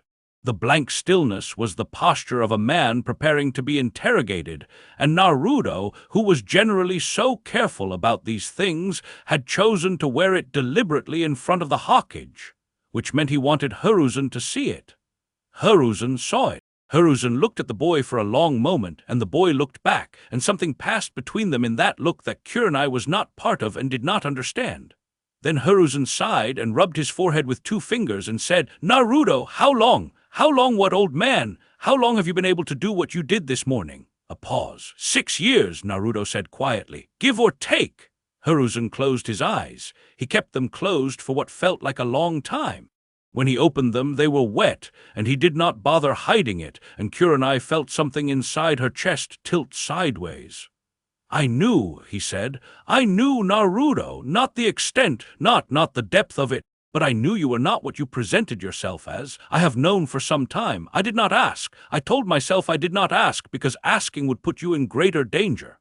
He opened his hands on the desk in front of him. They were old hands. They looked very old. "I told myself a great many things over the years that I should not have told myself. I am sorry." Naruto looked at his knees. "It's okay, Jiji. It is not okay." "No," Naruto said very softly. "I guess it isn't, but you're the one who said it, not me." There was a silence. Hiruzen pulled himself together. She watched him do it. It was the way an old jonin pulls himself together, visible, deliberate, the assembling of a particular face for a particular purpose. "Kurenai," he said. "Hokage-sama, your report from yesterday, yes, is it accurate?" She thought about lying to him a second time. She did not. "No, sir, it is not." He nodded. He did not look surprised. He had perhaps been hoping for exactly that answer, and the way his shoulders settled when she gave it made her think he had been hoping for it very much. "Tell me what's actually in there," he said. She told him, not everything. She left out the corridor's geography. She left out the iron-banded door because that was not hers to give. She left out the door with no handle because that was not hers to give either. She told him about the architecture of the mindscape and the level of control it represented. She told him about the 3 previous intrusions Naruto had described to her. She told him about the senbon and the pressure points and the 11-second fight. She did not tell him about the green door or the child on the floor with the calendar. That, she had decided somewhere between the training ground and the tower, was a secret she had earned, and she did not intend to spend it. When she finished, Hiruzen sat very still for a long moment. 3, he said, 3 that he remembers, Hokage-sama. There may have been more. There may have been more. Yes, sir, Naruto. Yeah, the 4th when it came, Hiruzen said carefully. What did it look like? Naruto looked up at him. He looked at Kurenai. He looked back at the Hokage. It was a man, he said. I was almost 10. I was eating in a stall in the market that doesn't exist anymore. Someone bumped me from behind, and I felt the cold hand feeling, and I felt them go past the foyer, past the corridor, and they were heading for the iron door. They were good, Jiji. They knew where they were going. They had been told where to look. And the Kyuubi ate them. Hiruzen went very still. Pardon? Well, not literally. But there's a part of the seal, there's like, I don't know how to explain it, Jiji. It's not something I built, it's something the 4th built. It's a part of the seal that's like a snare for anyone who tries to go that deep without my permission. The Kyuubi sits behind it. He doesn't talk to them. He reaches out and he grabs hold of their chakra and he pulls, and they don't come back. They don't come back where? To their bodies. Naruto's eyes were very level. Their bodies just kind of fall over. They don't get back up. How many? One, just the one. I never figured out who it was. There weren't any reports. Whoever sent him, they just kind of pretended he had never existed. I think they figured it out, though, after, because nobody tried again until you sent Kurenai-sensei. Hiruzen looked at Kurenai. Kurenai looked at Hiruzen. Neither of them said the name. They did not have to.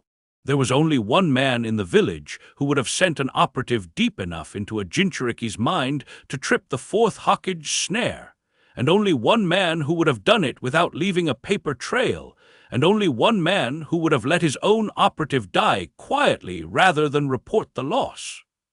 Hiruzen put his face in his hands for a long moment. When he raised it, he looked for just a flicker like a much younger man and a much angrier one.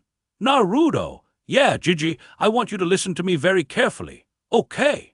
From this moment on, you are to consider Yuhei Kurenai your Jonin-sensei in matters of genjutsu, mental discipline, and chakra control. You are to consider this assignment a real one, not a cover, not a fiction, real. She will train you, and she will train you to the limits of her ability, which are considerable, and you will do what she tells you. Do you understand? Yes, Kurenai, Hokage-sama. Your reports come to me, only to me, personally, verbal, not written. If anyone asks for them in any other form, you tell me, and you tell me at once. Understood? Yes, sir.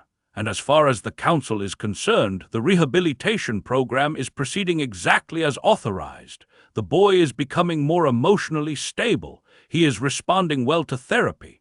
The seal is showing no signs of further weakening.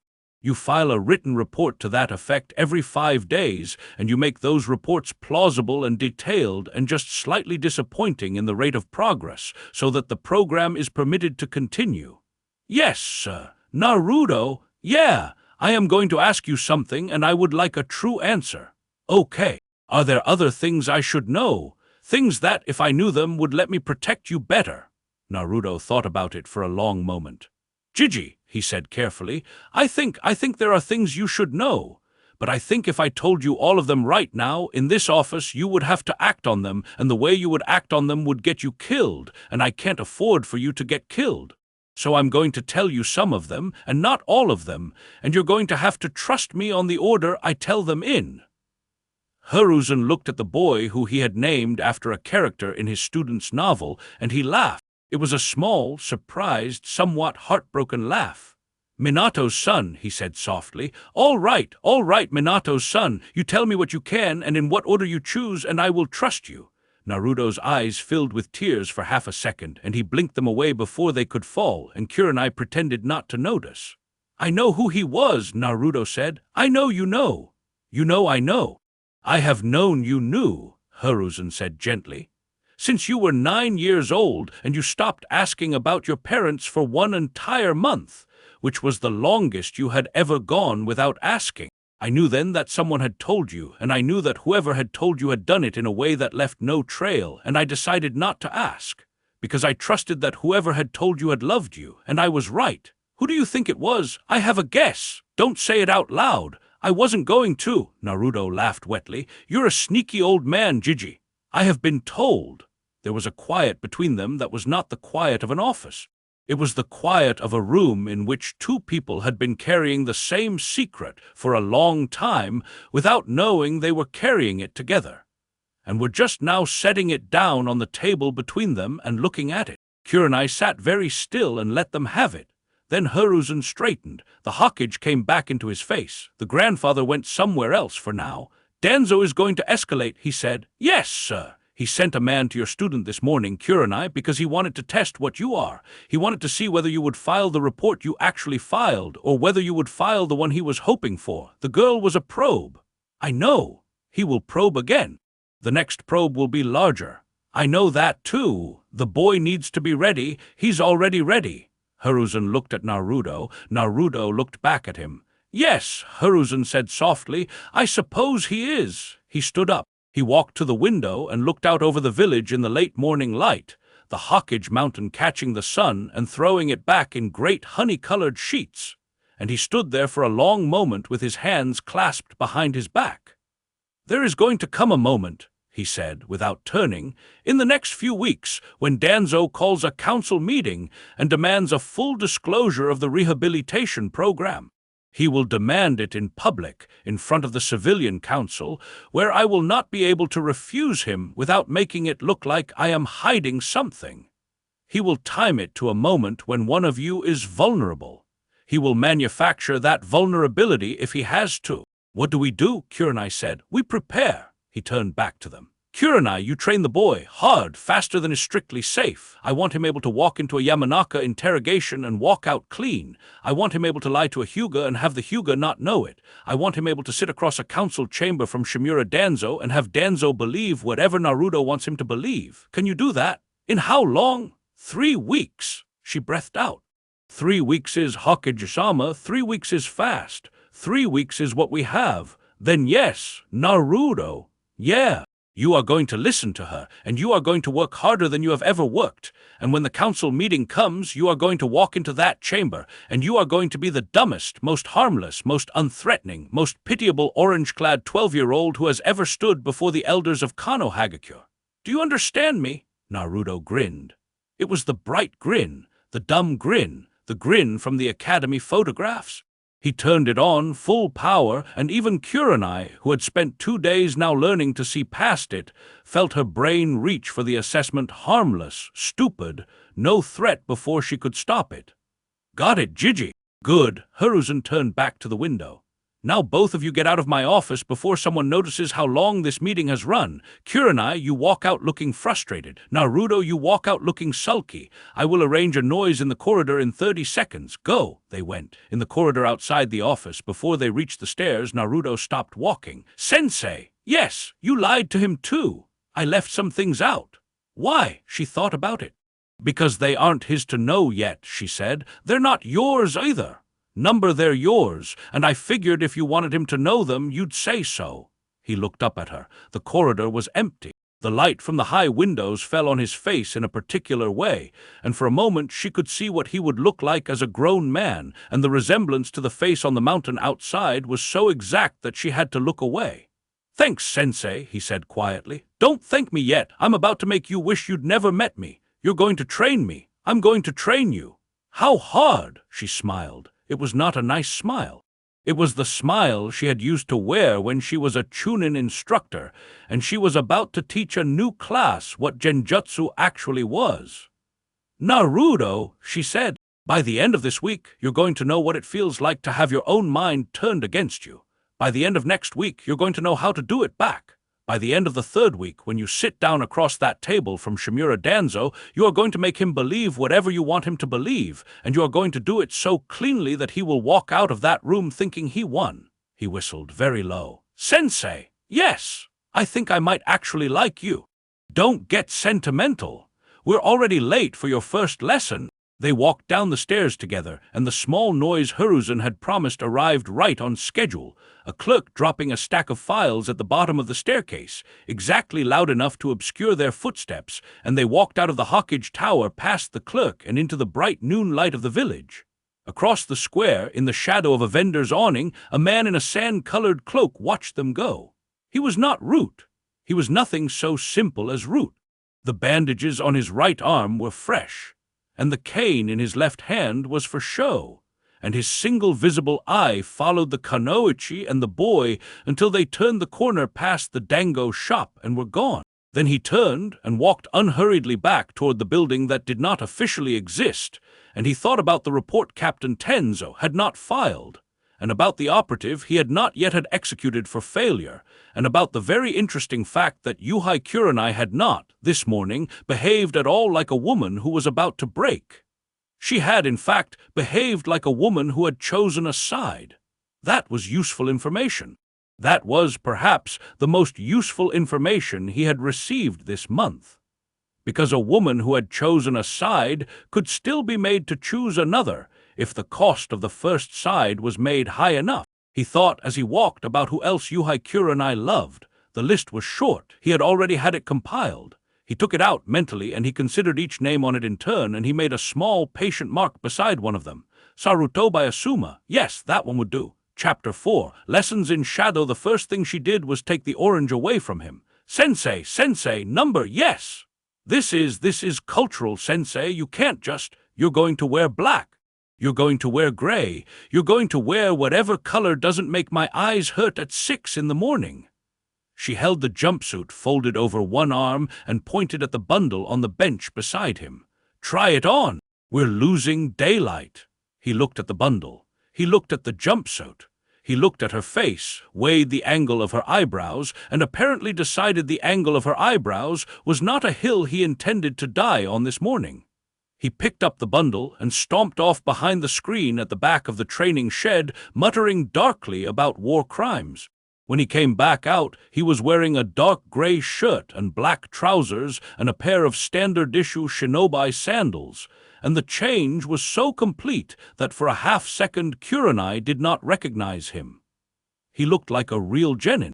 He looked, she realized, with a small twist she did not name, like his father in the photographs that hung in the Hawkage Tower stairwell, the early ones, the ones from before the cloak. You done staring, Sensei? Don't flatter yourself. You were a little bit staring. Get on the field. She tossed the jumpsuit into the laundry crate as he walked past her, and she did not see his face as he watched it go, but she heard the small sound he made, a half-breath, almost a laugh, and she filed it away with the rest. The field was empty at this hour. She had reserved it through Hiruzen's office under the harmless cover of advanced therapeutic exercises for the Uzumaki rehabilitation protocol, which had the dual virtue of being technically accurate and also so boring on paper that no clerk would ever read past the first line. The field had a high wooden wall around 3 sides and a stand of birch trees on the 4th, and the birches were old enough and dense enough that you could not see through them from the road. It was as close to private as a training ground in Konoha ever got. She walked him out to the center of the field and pointed at the ground. "Sit." He sat. "Hands on your knees, spine straight, eyes open, look at me." He did. He did it well. She had wondered the night before whether the work in the corridor had been a one-time performance, whether she had caught him on his best morning.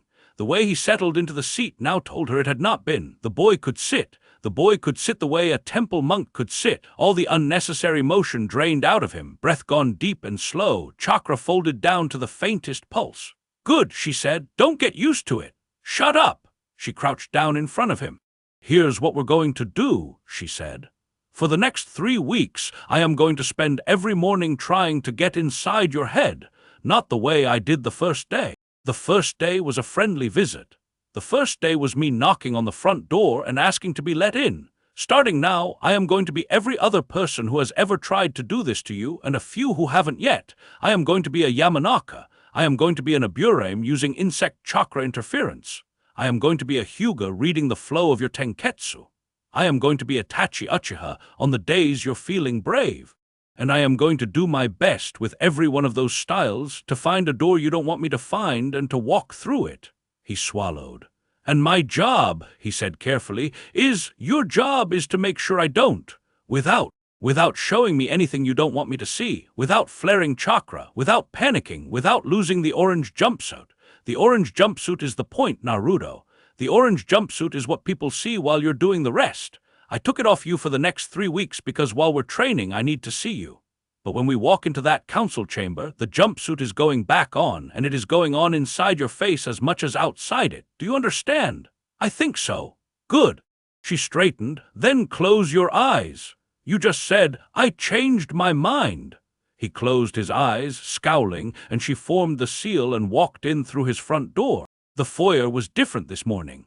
Yesterday it had been the training ground, mimicked down to the angle of the shadow under the oak.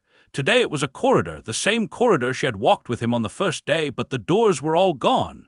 The walls were smooth, unbroken paper, lit from somewhere she could not locate. The corridor stretched away in both directions to a soft white haze. He was standing in the middle of it, arms folded. "Welcome back, Sensei. You moved the doors." "I moved the doors." "Where? Pass." She smiled, despite herself. He had picked up the word from her 2 days ago and was using it back at her at every available opportunity, and it amused her every time, and she did not let it show on her face. "All right," she said. "Lesson 1. The first thing anyone trained will do walking into a mindscape this clean is exactly what I just did. They will look for the doors. The doors are not gone, of course. The doors are still here. You've just laid the wallpaper over them, which is good for the first 3 seconds. But anyone with any genuine experience is going to do this." She extended one hand and pressed her palm flat against the nearest wall. The wall flickered. It flickered for less than a heartbeat, but for that heartbeat she could see behind it the outline of a doorframe like the shadow of a fish under a film of ice. "There you are," she said. He swore.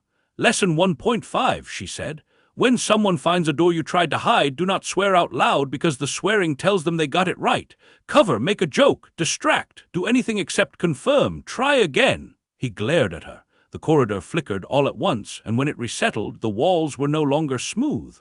They were lined with doors. Hundreds of doors. Doors of every size and shape and color. Doors with handles and doors without. Doors painted faded green, and doors banded in iron, and doors with seals on them, and doors with children's drawings tacked to them. Identical drawings. Every one of them showing a stick figure with yellow hair holding hands with a swirl-bellied stick figure. The doors crowded against each other along the corridor in every direction, and Kurenai turned slowly in place and saw the same impossible profusion stretching away into the haze. "Cute," she said. "Find the real one." "Cute, Naruto, you said distract. You're learning." She lifted her hand. She did not touch a wall this time. She closed her eyes. She let her chakra out, not toward the walls, but toward the floor, and she felt for the place where the chakra under the corridor was thickest. Mindscapes leaked, the way badly insulated houses leaked. The room with the most behind it always pulled more chakra than the empty rooms. It was a rule. He had not yet learned it. She opened her eyes. She turned. She walked 12 paces down the corridor and stopped in front of a door painted faded green. "Don't," he said. "Lesson 2. She put her hand on the door. The corridor flickered and reset, and Naruto was standing in front of her with his back to the door, arms spread, palms flat against the wood behind him. "Sensei, please." Stopped. It was not a performance, the please. It was a small word, and it had come out small. He was looking at her with the bright blue, very tired eyes that she had not yet seen him use against her on purpose, and she watched him remember mid-breath that he was supposed to be hiding everything and watched him decide not to. She lowered her hand. "All right," she said gently. "Lesson 3. What's lesson 3? "Lesson 3 is this. The technique I just used, the chakra density read, is a real one. A trained sensor will use it. Itachi will use it. Danzo's people will use it. The way you stop them is not to argue with the read. You can't. The density is the density. The way you stop them is to put nothing behind the right door." "What do you mean?" "I mean you build a duplicate. You build 2 rooms with the same emotional weight, the same memories, the same chakra signature. You put the real one behind one door and the decoy behind the other, and you balance the chakra between them so that a density read can't tell which is which. And then, when the intruder commits to one door, you collapse it before they can reach the contents." He stared at her. "Sensei." "Yes. That's hard. It's very hard. It took me 4 years to learn." "How long do I have?" She smiled at him. It was not the nice smile. It was the smile she had been wearing in the corridor of the Hawkage Tower yesterday, and she had not, at the time, realized she had inherited it from her own Jonin sensei, who had inherited it from his, all the way back to whichever long-dead Jonin had first realized that fear, properly applied to a student, was the fastest-known technique for accelerated learning. 16 days, she said. By the end of the first week, he could hide 2 doors out of 3. By the end of the first week, he had also learned how to throw up. That was a side effect she had not warned him about, partly because she'd forgotten and partly because there was no point. The first time a genjutsu specialist of any seriousness pushed into your mind and you tried to actively resist them, the body experienced it as the body experienced every other form of being grabbed against its will, with nausea. There was a basin in the corner of the training shed by the 3rd day. By the 5th day, he had stopped being embarrassed about it. By the 7th, he was rinsing his own mouth and getting back into the seat before she had to tell him to, which was, she thought privately, the most impressive thing she had seen from him yet. On the morning of the 8th day, she walked into the shed and he was already in the meditation seat with the basin pushed out of the way and his eyes closed. "Morning, morning, sensei. How'd you sleep?" "I didn't." "Why not?" He opened his eyes. There were shadows under them, not the smudges of a single bad night, but the deeper, settled kind, the kind that came from a week of not sleeping much and pretending you were sleeping enough. "I figured out how to do the duplicate room thing," he said. "For 1 door." "For all of them?" She stopped walking. "All of them? Yeah, in 1 night." "It wasn't really 1 night, sensei. It was, well, I have a trick." "A trick?" He held up a hand and made a half-seal, the cross-fingered shadow clone seal that she had seen in his academy file, the one technique he had famously not been able to perform in 3 years of trying. "I can make about 100 of them," he said. "Inside, I mean, in the corridor. They work on stuff for me while I sleep or while I'm not sleeping. They figure things out, and when I wake up or when I unwake up, I just know what they figured out." Kurenai sat down. She sat down on the bench by the door because her knees had decided the standing portion of the morning was concluded. "Naruto!" "Yeah. Are you telling me you have been using mental shadow clones inside your own mindscape as a parallel processing engine to accelerate skill acquisition?" "I don't know what parallel processing means." "Are you telling me that for the past week, every night, you have been deploying multiple cognitive instances of yourself to work simultaneously on the techniques I have been teaching you and pooling the results into your own memory upon dissipation?" "I don't know what cognitive instances means either, sensei. You have to use small words." "Naruto!" Yes, sensei, that's what I'm telling you. She put her face in her hands. She kept it there for about 15 seconds. When she lifted it, she said in a voice as flat and even as she could manage, "How long have you been doing this?" "Since I was like 10. 10? Yeah, in your sleep. Mostly, yeah, sometimes during boring missions. D-ranks like the cat one. You've heard about the cat one. The cat one is the worst. Naruto. Yes, sensei. Does anyone alive know you can do this? Number, does Kakashi know? Definitely not. Does the Kyuubi know? There was a small, pleased pause. Yeah, Naruto said. He thinks it's hilarious. He keeps telling me it's how all the old Uzumaki used to train. He says He says I'm doing it wrong technically, but he says I'm doing it wrong in the right direction. He likes that joke. He uses it a lot. Kurenai sat on the bench for another moment. Then she stood up, walked across the shed, sat down in front of her student, formed the seal, and walked back into the corridor. The doors were perfect. She walked the length of the hallway, hand brushing the wall, and the chakra density was even from one end to the other. Every door pulled the same weight. There was no signature. There was no leak. The corridor was, for all the practical purposes of any intruder she could imagine, indistinguishable from a corridor with nothing behind any of the doors at all. She turned a corner she had not turned before and found herself in a second corridor, identical to the first, with the same doors in the same arrangement, leaking the same chakra. There were 3 of those corridors, branching off the foyer at angles that should not have geometrically existed, the way mindscapes routinely violated geometry, the way Naruto, in particular, violated everything. She stood in the foyer for a long time and looked at what he had built in 8 nights. When she walked back into her own body, the boy was watching her face. His own face was very still. "Did I do it right, sensei?" She did not answer immediately. She reached out and put her hand on the top of his head lightly, the way she would have put her hand on Hinata's head after a particularly good morning. He did not flinch. He did not lean into it. He simply held still very carefully, the way a wild animal holds still when something unfamiliar touches it, weighing whether the touch is safe. "You did it right," she said. "Cool. Naruto. Yeah. When this is over, yeah. When the council meeting is over and Danzo is done and we can both put our feet up, remind me to teach you something nice, just for the fun of it. Just something nobody's going to make you use as a weapon." He grinned. It was the real grin. It was a tired real grin with shadows behind it, but it was real. "Deal, sensei." She lifted her hand off his head and got up and got him a glass of water, and they kept working. She saw Asuma on the 11th day. He was leaning against the railing of the bridge they used to meet at when they were younger, in the late afternoon, smoking. She was crossing the bridge on her way home from the field, and she could have crossed it without stopping, and he saw her see him, and he did not call out, and he did not move. She stopped. She turned around. She walked back to him. "Hey," he said, "hey." He didn't offer her a cigarette. He knew she didn't smoke. He just kept his on his own lip and looked out over the water. "Asuma. Yeah, has anyone been around lately?" He did not turn his head. He took a long pull on the cigarette. He exhaled. "Define around. You know what I mean." "Yeah," he said, "I know what you mean." Another pull. 2 days ago, I had a root operative tail me back from the bar. He was good. I noticed him by accident. I had a stone in my sandal and stopped to shake it out, and he stopped too on the other side of the street and didn't pretend not to. I shook the sandal. I lit a cigarette. He kept watching me. He let me see him for about 30 seconds and then he left.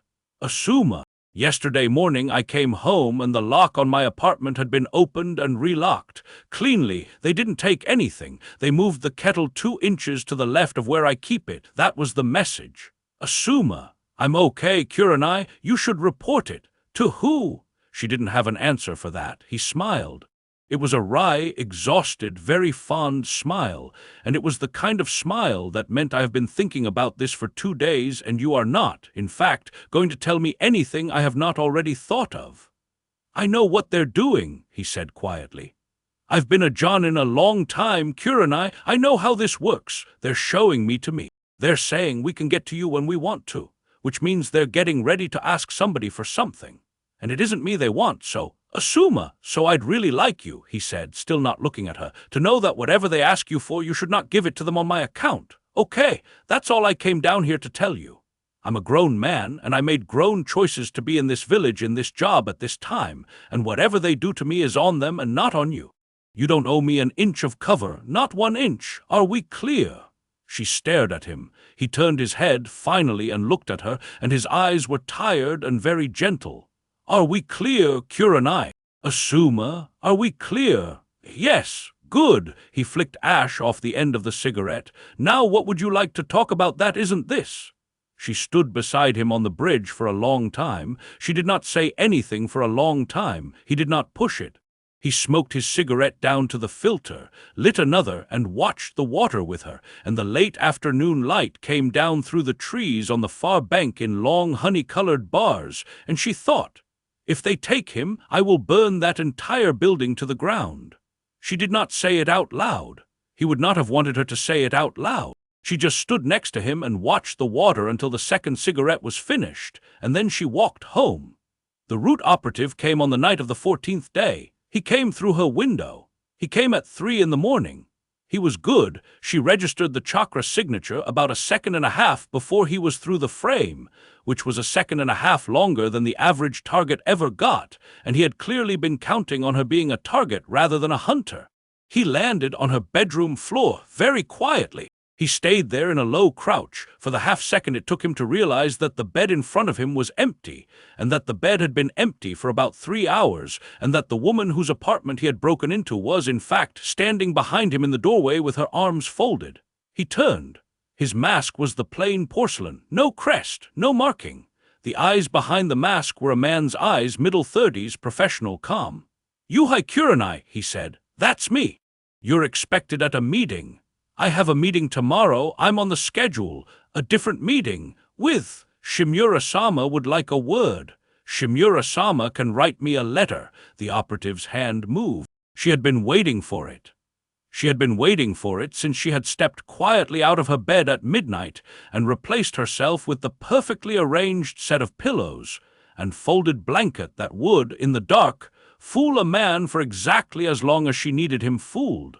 She had been waiting for it through 3 hours of standing perfectly still in the doorway with the wards primed and the kunai under her sleeve and the chakra of her apartment laid out like a net around her, every wall and floorboard and pane of glass keyed to her own signature. She had been waiting for it, and she was not the only one waiting. A second figure dropped through the window behind him. He did not see it. He did not have time to see it. The figure was small and fast and orange, because she had let Naruto wear the orange jumpsuit for this one job, as a small private joke between the two of them, and the figure had his arm around the root operative's throat and a senbon at the base of the operative's skull before the operative finished turning back around. "Hi," Naruto said pleasantly. The root operative tried, professionally, to break the hold. Naruto adjusted his weight, and the operative's foot left the floor. Naruto was 12 years old and weighed perhaps 40 kilos, and the root operative was an adult professional shinobi, and the lift was not, by the laws of leverage, possible. It happened anyway. The Kyuubi was an asshole, and the Kyuubi also, when asked nicely and with the right framing, knew exactly how much chakra a 12-year-old needed to lift a grown man one-handed by his own collarbone. "Don't move," Kurenai said. The operative did not move. She crossed the room in 3 steps. She knelt in front of him. She lifted his mask off gently and set it on the floor. He was 34 or 35. He had a small scar on his upper lip. He had the dead, calm eyes of a man who had been a root operative for so long that he no longer remembered which face he had been born wearing. He looked at her without fear. "Are you going to kill me?" he asked. "Number, are you going to interrogate me? Number, are you going to take me to the hawkage? Number," he blinked just once. "Then I'm going to send you home," she said. "I'm going to send you home with a message, and then I'm going to go back to bed because I have a very long day tomorrow, and I do not have time for whatever this is." He looked at her. She formed a single one-handed seal. He had perhaps half a second to understand what she was doing. He was a root operative. He had been trained against genjutsu specifically, the way every senior root agent was trained. He had been conditioned over decades to recognize the chakra of an inbound illusion and to root himself against it with every reflex Shimura Danzo's seller had bred into him. It did not help him. She had been a jonin for 12 years. She had been the village's premier genjutsu specialist for 9 of them. She had spent 2 weeks training a 12-year-old at a pace that should have broken him, and the only thing it had broken was her own assumption about the ceiling of what was possible. And somewhere in the middle of those 2 weeks, she had become, without quite noticing, a slightly different Kunoichi from the one she had been before. A Kunoichi who no longer had any patience whatsoever for men who climbed through other people's windows at 3 in the morning. The illusion she put on the root operative was not subtle. It did not need to be. She showed him in the space of 2 heartbeats a perfect interior reconstruction of Shimura Danzo's private chamber.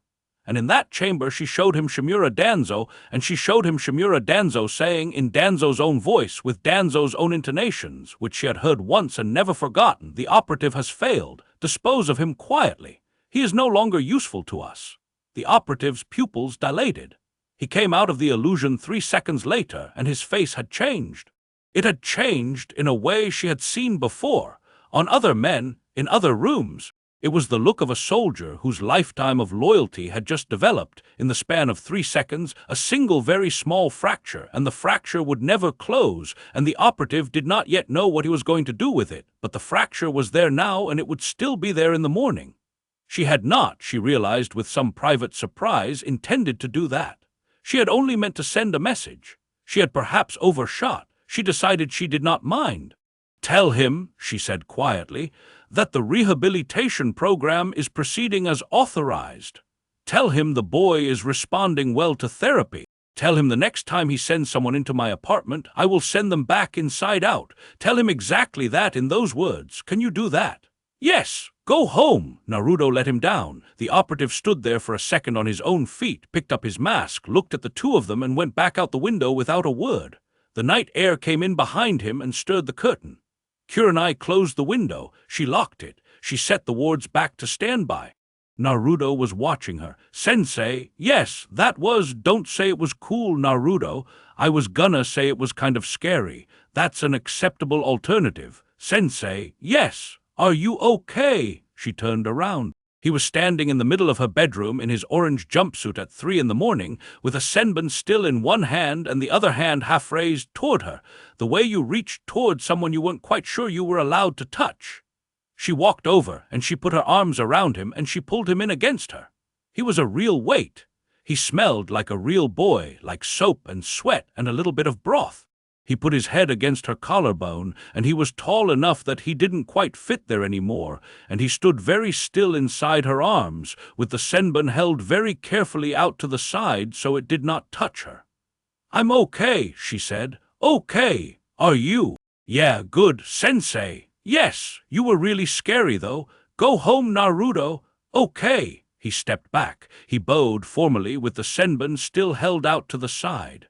Then he climbed up onto her windowsill and looked back at her once and grinned the tired real grin and was gone into the dark. She stood by the window for a long time after he left, and she watched the village breathing in its sleep, and she thought about Asuma on the bridge, and about a man in a small cellar under a building that did not officially exist, and about a council meeting 1 week from now, and about a child curled around his knees in a room with a calendar on the wall. She thought, we are going to win this. She had not until that moment allowed herself to think it. She thought it now. She thought it the way a Kunoichi thinks any operational truth, flatly, without emotion, as a thing to be planned around. Then she went to bed and she slept well, and she did not dream. Chapter 5. The Inquisition. The summons came at noon, which was the second thing that bothered her. The first thing that bothered her was the bell. The bell in the Hawkage Tower had 3 settings, single peal for routine, double for urgent, triple for full council, and the triple had not been rung in 14 months, not since the formal session that had stripped a senior Jonin of his rank for a mission disaster everyone in the village had agreed to never speak of again. The triple meant every chair filled. The triple meant civilians and shinobi both. The triple meant the doors locked from the inside until the matter was concluded, and the triple meant Danzo had chosen his moment. He had chosen it on day 18 of her 21. He had chosen it 3 days early, which meant he had heard about the man at her window, and the man at her window had not gone home and reported to Danzo at all, but had instead spent 48 hours sitting alone in a room with the fracture she had put in him. and at the end of 48 hours had reported to Danzo with a clean face and a clean voice and a story carefully tailored to omit the 17 seconds in which his loyalty had cracked. She did not know any of this for certain. She knew it the way a kunoichi knows operational truths, which was good enough. She was crossing the square when the second peal rang, and by the third she was already running. She did not run to the tower. She ran to the field. Naruto was where she had left him, which was on the flat stone by the stream, in the gray shirt and the black trousers, eating an onigiri. He looked up at her face and stopped chewing. "Triple bell," she said. "Yeah, I heard it. Today. Yeah, get the jumpsuit." He did not argue. He did not say a word. He stood up, walked across the field to the shed where she had thrown the jumpsuit into the laundry crate 2 weeks ago, fished it out, and pulled it on over the gray shirt without taking the gray shirt off.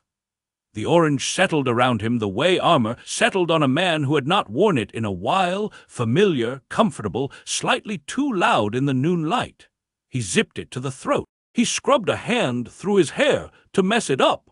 He came back toward her, and as he came his shoulders rose just slightly into the hike of a tense child's shoulders, and his pulse picked up where she could see it in his neck, and his chakra unspooled outward into the loud, unfiltered roar that the village had been hearing from him since he was 6.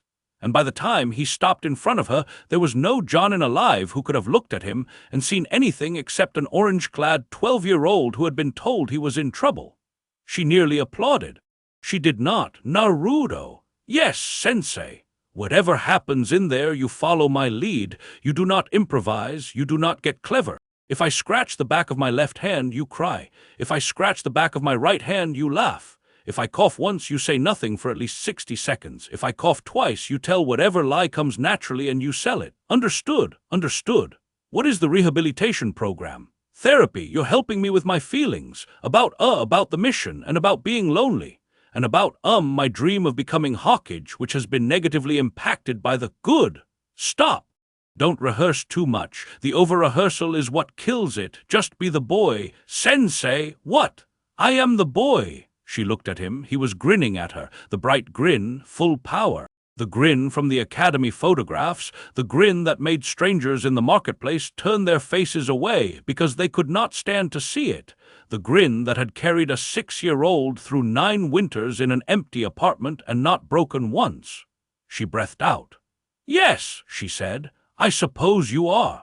She turned, and he fell in beside her, and they walked together out of the field and across the village toward the Hawkage Tower at exactly the pace of a Jonin escorting a slightly nervous student to a routine meeting.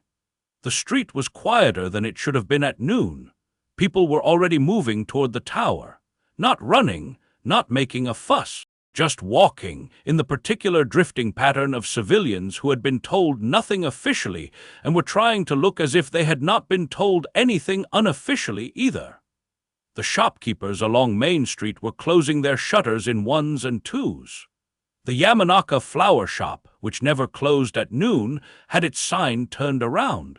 A woman she did not know stepped out of an alley as they passed, and her eyes went straight to Naruto and stayed there for the half-second it took her to recognize that he was being escorted by a Jonin and not arrested by one.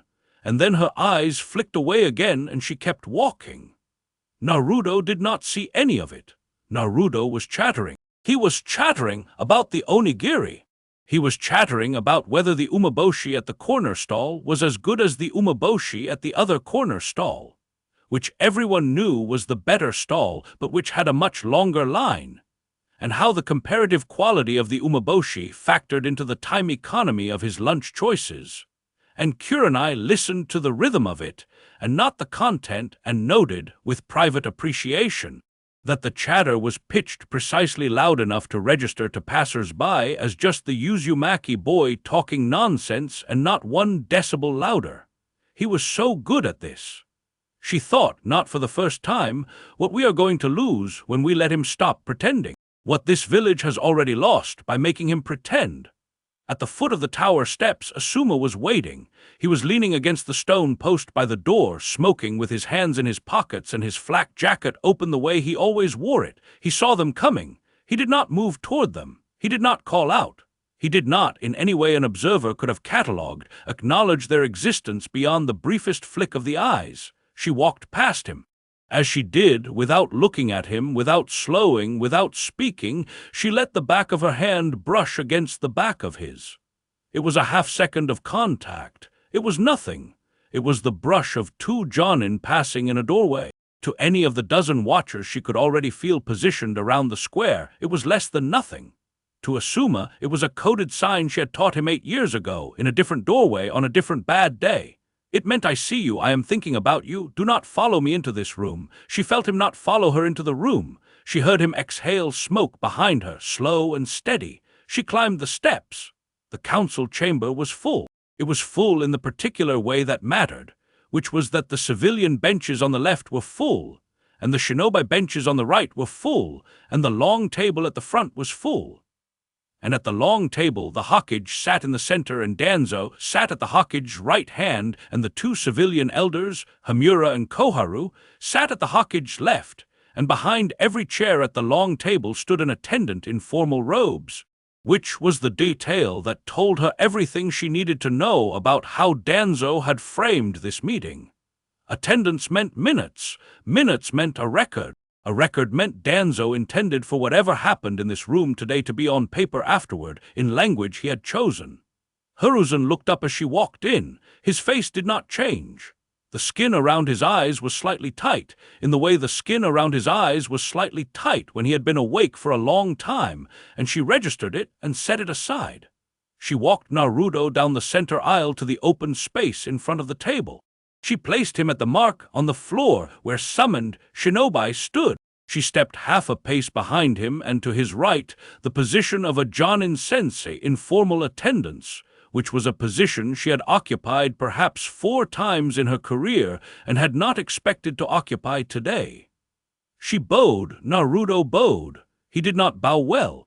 He bowed the way an academy student bowed, slightly too low and slightly too long, and with one shoulder hiked up higher than the other, and she watched the civilian elders on the bench register the bow and dismiss him in the same half-second, which was exactly what she had paid 18 days of training to have happen. "Hokage-sama," she said. "Council, I was summoned. I have brought my charge." "Thank you, Yuhai-san," Hiruzen said. "Be seated." There were 2 cushions on the floor in front of the table. They sat. Danzo spoke first. He spoke without looking at the Hokage. "Yuhai Kurenai, Shimura-sama, you were assigned 18 days ago to a rehabilitative protocol involving the Uzumaki boy." "I was." "You have filed 3 written reports in the interim, the first on the 2nd day, the second on the 7th, the third on the 12th. Is this correct?" "It is." "In each of these reports, you describe the boy's progress as, and I am quoting from the 3rd report, steady, modest, encouraging in the long term, but unremarkable in the short. Is that an accurate summary of your written assessment to date?" "It is, Shimura-sama. And in each of these reports you describe the boy's mental state as, and again, quoting, consistent with the expected profile of a child of his age and circumstances, reserved but cooperative, emotionally accessible, no indicators of advanced training in mental defense or chakra concealment." "That is what I wrote, Shimura-sama. It is what you wrote." "Yes." He let the silence sit. He was very good at silences. He let this one sit for perhaps 8 seconds, which was long enough that the civilian elder Koharu shifted on her cushion, and the attendant behind Hamura cleared his throat, and somewhere in the 2nd row of the shinobi bench someone, she did not look to see who, uncrossed and recrossed their legs. Beside her, Naruto sat with his hands on his knees and his back too straight, and his eyes politely fixed on the wood of the long table, and his pulse was visible in his neck at the rate of a child who had been brought to an adult meeting and did not know what was happening, and his chakra was a loud, unfiltered roar, and he was breathing slightly too fast through his nose, which was a detail she had not asked him to add, and which she registered with quiet professional admiration. "Yuhai-san," Danzo said, "I am going to read you something." "Yes, Shimura-sama." He produced a sheet of paper. He held it up. He did not read from it. He had it memorized, and the holding of it was a courtesy to the minute-takers. "This is a sworn statement," he said, "from a serving Konoha shinobi taken yesterday afternoon under the seal of confidence. In it, the shinobi describes an encounter on the night of the 15th in the apartment of one Yuhai Kurenai. The shinobi entered the apartment at approximately 3 in the morning on a matter of village business that I will not detail here. The shinobi describes being intercepted in the apartment by Yuhei Kurenai and a second figure. He describes the second figure as a child of approximately 12 years of age, wearing an orange jumpsuit. He describes the child as having physically lifted him off the ground by the collarbone, one-handed from behind, with a senbon placed at the base of the skull at a pressure point requiring expert anatomical knowledge. He describes the intervention as taking, from initiation to immobilization, less than 2 seconds. The child did not speak during the intervention. The Kunoichi did. The Kunoichi performed a genjutsu on the shinobi of a sophistication that I am told, he paused very slightly, is well above the operational level she has been credited with on her current registry. The room was very quiet. The civilian elder Hamura turned his head slowly toward the Hokage. The Hokage's face did not change. "Yuhei-san," Danzo said, "I would like to ask you a question. I would like you to answer it under oath." "I have not been sworn, Shimura-sama. I beg your pardon." "I have not been sworn, Shimura-sama. This is not a formal session of inquiry. You have summoned me to a triple bell, which is a full council, but the proceedings have not opened with the swearing. Until they do, I am not under oath, and your question cannot be put to me as such. With respect." There was a beat. The civilian elder Koharu glanced at her colleague.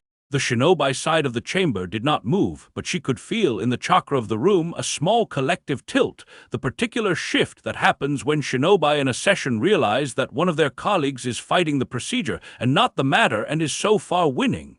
Danzo smiled. It was not a real smile. It was the courtesy of one professional acknowledging another professional's opening move. "Quite right," he said. "Hokage-sama. I move to formally open the session of inquiry under standard rules. Will you instruct the attendant to administer the oath?" "Granted," Hiruzen said. "Proceed." The oath was administered. She gave it. Naruto gave it. The attendant returned to his place. "Yuhei-san," Danzo said, "now under oath, did the events described in this statement on the night of the 15th occur as described?" "Substantially, yes. Substantially. The shinobi in question entered my apartment without authorization at 3 in the morning. I had been anticipating an intrusion. My student, who I had been training intensively for the prior 2 weeks, was present in the apartment for reasons of operational caution. He intercepted the shinobi. I subsequently applied a genjutsu of moderate complexity in order to deliver a deterrent message. I then released the shinobi without further harm. He departed through the window. That is the substance of the encounter. You acknowledge, then, that the boy demonstrated on that night a level of physical and tactical capability significantly in excess of his recorded profile. I acknowledge it, and that you, on that night, performed a genjutsu in excess of your registered operational ceiling. My registered operational ceiling is an administrative figure, Shimura-sama. It is set at the level of work I am most often asked to perform. It is not the limit of my ability. With respect, this is true of every jonin in this village." "Noted." He turned very slightly so that the angle of his body brought Naruto into his peripheral vision. He did not look directly at the boy. He was too experienced for that. "And what then, Yuhei-san, of your written reports?" "They are accurate. They are accurate. They are accurate as descriptions of the rehabilitative program I was assigned to administer. The Hokage's instructions at the outset of the assignment were that I report on the boy's progress in the program. I have done so accurately on the schedule he set.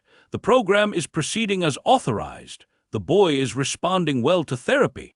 The seal is showing no further signs of weakening. And his combat training, his tactical capabilities, his manifest mental discipline were not within the scope of the report I was instructed to file." A small noise went through the shinobi side of the chamber. It was the noise of jonin who had spent decades writing reports for the Hokage, understanding, in the same instant, exactly what defense she had just laid down and silently approving it. The civilian side of the chamber did not understand. The civilian side of the chamber leaned forward. Danzo understood. He breathed in. "Hokage-sama," he said mildly.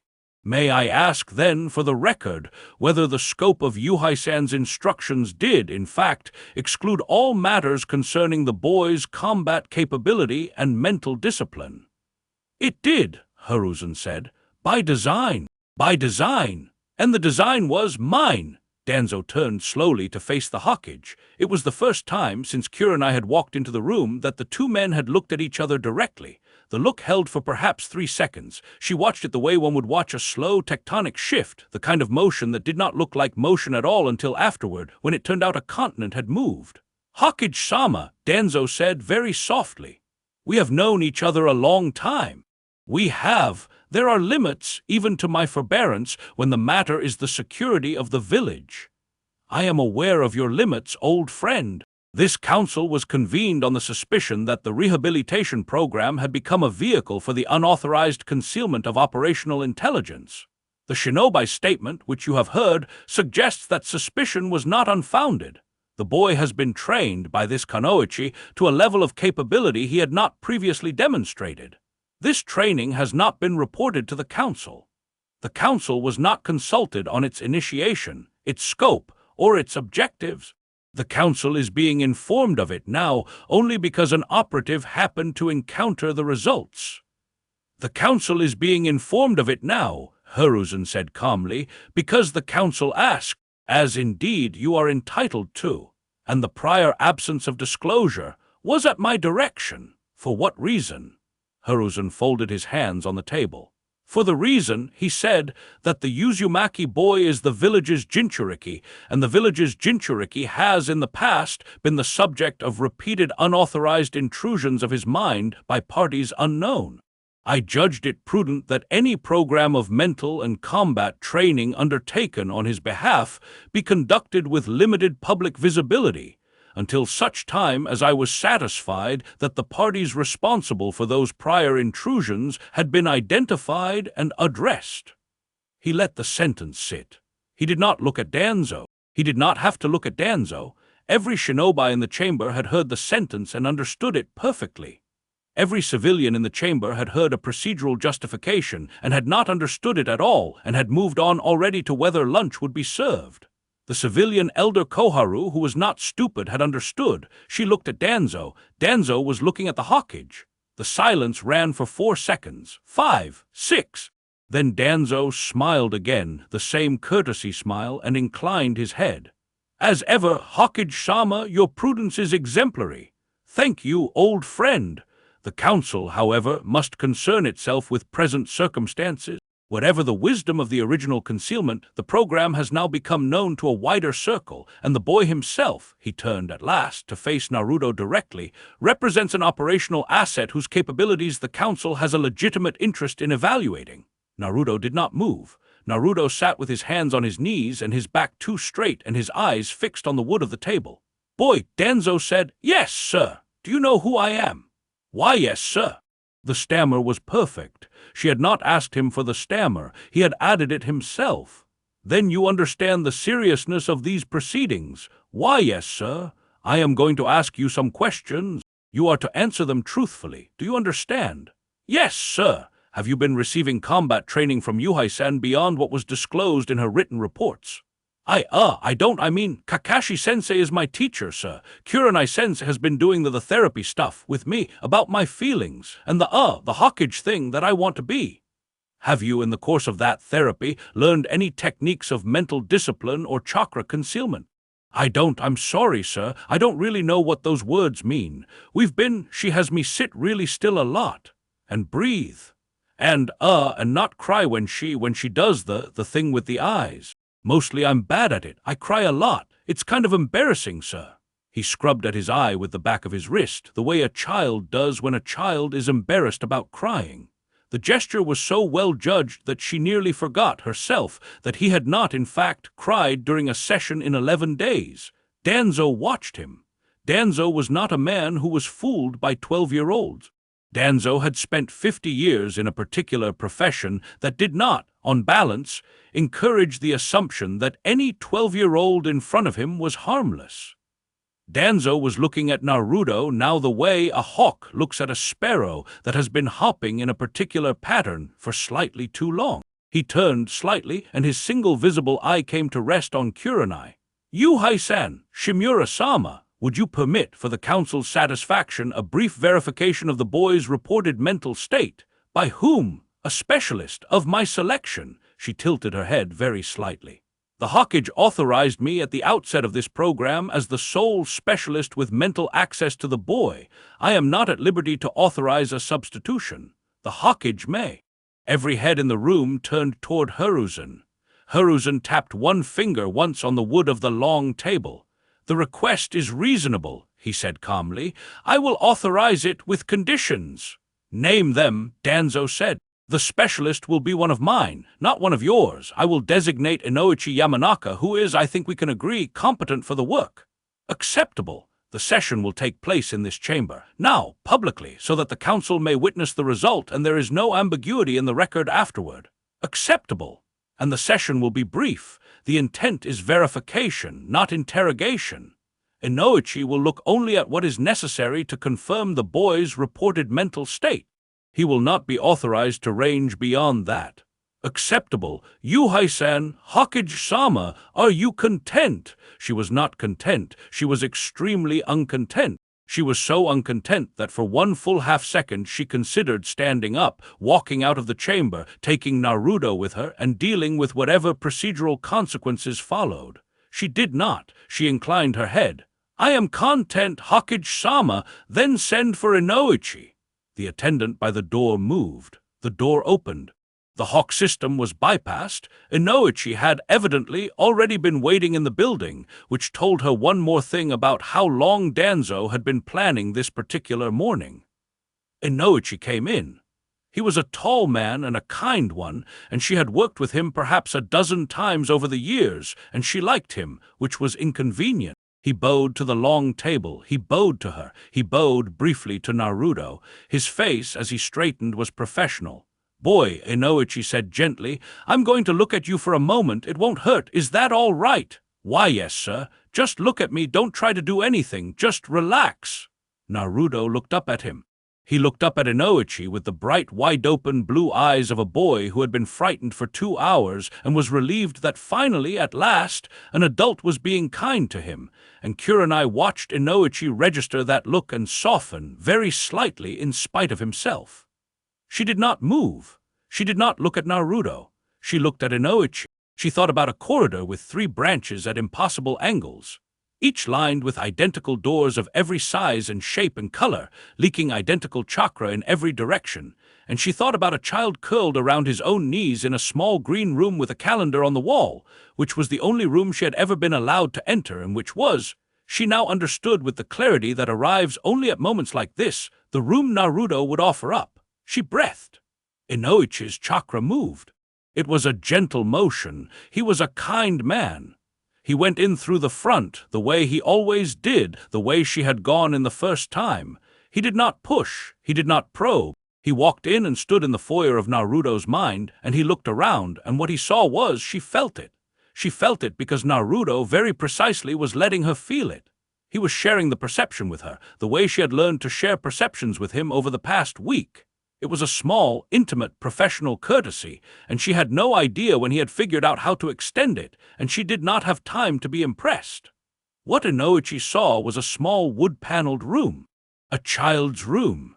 There was a calendar on the wall with the dates crossed off in red pen. There was a low bed against one wall. There was a desk under the window with a half-eaten cup of instant ramen on it. There was a boy of 6 or 7 sitting on the floor in the middle of the room, arms wrapped around his knees, looking up at Inoichi with eyes the size of saucers. There was no corridor. There were no doors. There was no foyer. There was only this room, this one small lonely room, and it was the only room there was, and it had always been the only room there was, and the architecture of the mind around it was so plain and so empty and so small that Inoichi's professional reflex, before he could stop it, was to feel sorry for the boy whose entire interior life fit in a space of 4 meters by 5. He held there for perhaps 3 seconds. He stepped back out. His eyes refocused. He turned to the long table. Hokage-sama, counsel, Inoichi. The boy's mental state is, he paused, choosing the word, consistent with the profile that has been described. There is no evidence of advanced training in concealment. There is no architecture of defensive constructs. There is a single primary effective space, indicating an underdeveloped but emotionally accessible interior. I would describe the impression as sad, Hokage-sama, lonely. A child who has been left alone a great deal. Nothing more. The civilian elder Koharu let out a small breath. The civilian elder Hamura nodded slowly. Danzo did not move. Danzo was looking at Naruto, and Naruto was looking at the floor, and his shoulders were hiked up around his ears, and a single very real tear was running down his left cheek, which had not, Kurenai was certain, been there 10 seconds ago. "Thank you, Inoichi," Hiruzen said. "You are dismissed." Inoichi bowed and withdrew. The doors closed behind him. Danzo was still looking at Naruto. He looked at the boy for a long time, longer than was procedurally appropriate. The civilian side of the chamber began very slightly to fidget. The shinobi side did not. Then Danzo folded his hands.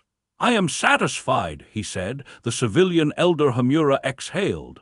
However, Danzo said, the exhale stopped. "I would like to enter a recommendation into the record.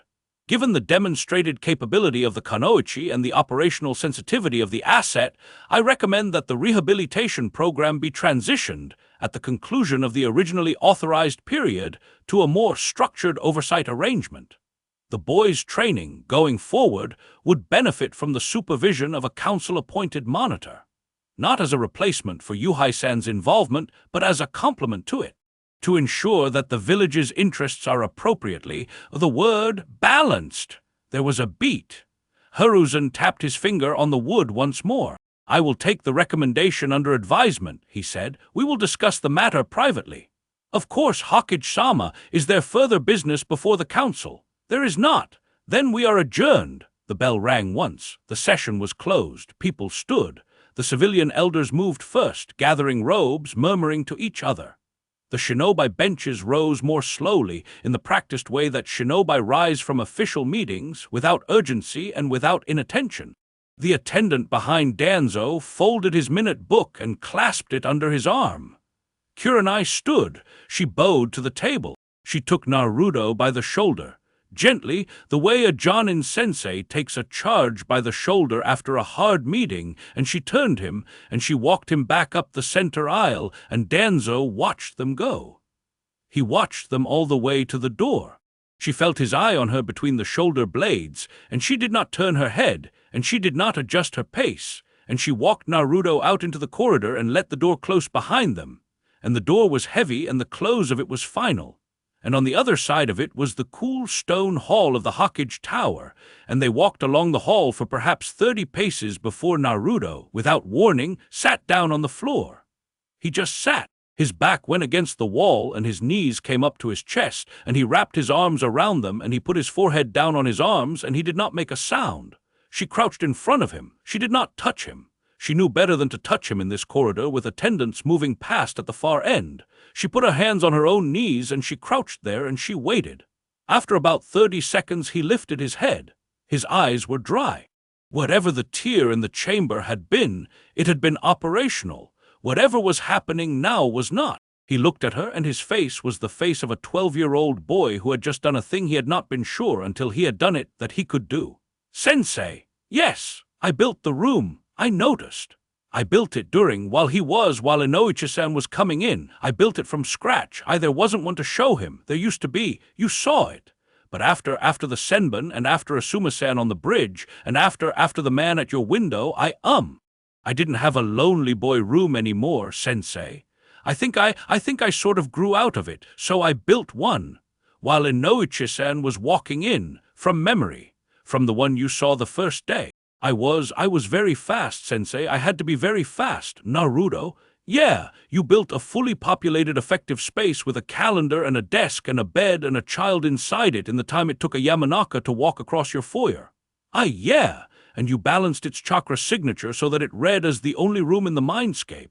Yeah, in real time. Yeah, Sensei. She closed her eyes for 1 second. She opened them. All right, she said. All right, get up. We are going to find your Hokage, and we are going to tell him what just happened, and then I am going to take you to dinner. Ikaraku's, my treat, and while we eat I am going to try very hard not to think about the fact that you have just done something I did not know was possible to do, because if I think about it now I am going to scream, and the corridor of the Hokage Tower is not the appropriate venue for the screaming." He laughed. It was a small laugh. It was a tired laugh. It was the real laugh. He stood up. He stood up the way a 12-year-old stood up after sitting on the floor of a corridor for 30 seconds, all knees and elbows, and the orange jumpsuit settled around him again. And as he stood, he looked past her down the corridor and his face changed. She turned. Asuma was standing at the end of the hall. He was leaning in the doorway of one of the side rooms with his cigarette out and his hands in his pockets, and he was looking at her with an expression she had not seen on his face in 9 years. It was not a happy expression. It was not an unhappy one either. It was the expression of a man who had been standing in that doorway for the past 40 minutes, who had heard the bell ring 3 times and the doors close and the murmur of an inquiry through the heavy wood, and who had stayed in the doorway through all of it because that was what she had asked him to do. He had stayed. He had stayed in the doorway, and he had not followed her into the room, and now the room was over and the room had been survived. And he was looking at her down the long corridor with his cigarette in his hand and the smoke curling up past his ear. And she walked toward him without thinking about it, with Naruto a half-step behind her. And when she reached him, she stopped, and she did not put her arms around him, because the corridor was the corridor and they were jonin, but she stood very close to him, close enough that the smoke from his cigarette moved when she exhaled. "Hey," he said. "Hey, bad meeting, survivable meeting. Yeah. He nodded. "I'm taking the kid to ramen," she said. "Yeah, you want to come?" He looked at her. He looked at Naruto, who was watching the exchange with the bright, wide-open eyes of a boy who had not perhaps been allowed before to see a thing like this happen between 2 adults in his vicinity. "Yeah," Asuma said, "I'd like that." He pushed off the doorframe. He fell in beside her. The 3 of them walked together back along the corridor toward the stairs, and Naruto, after about 10 steps, very carefully and very casually reached up and took her hand. She did not look down at him. She did not say anything. She let him hold it. On the other side of the heavy door of the council chamber, behind them and below, Shimura Danzo was sitting at the long table, alone now, with his hands folded on the wood. And he was thinking very carefully about a Yamanaka's report, and about a tear on a boy's cheek that had appeared exactly when a tear on a boy's cheek was required, and about the precise temperature of a Kurenai who had defended a procedural point about swearing in front of 3 council elders without once raising her voice. He thought about all these things for a long time.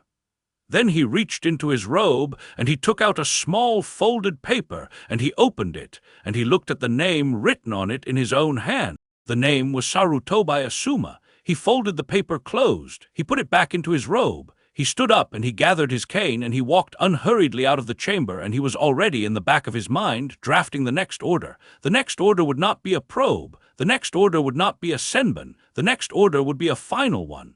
Chapter 6. The promise kept. The note slid under her door at 4 in the morning. She had not been sleeping. She had been sitting at her kotatsu with a cold cup of tea, looking at the door, the way a Kurenai sometimes sat looking at a door when she had spent the previous evening watching a man she loved laugh over a bowl of ramen with a 12-year-old boy, and had walked that man home, and had stood on his stoop for a long moment without going inside, and had then walked back to her own apartment because she did not yet know what was permitted between people in a week like this one.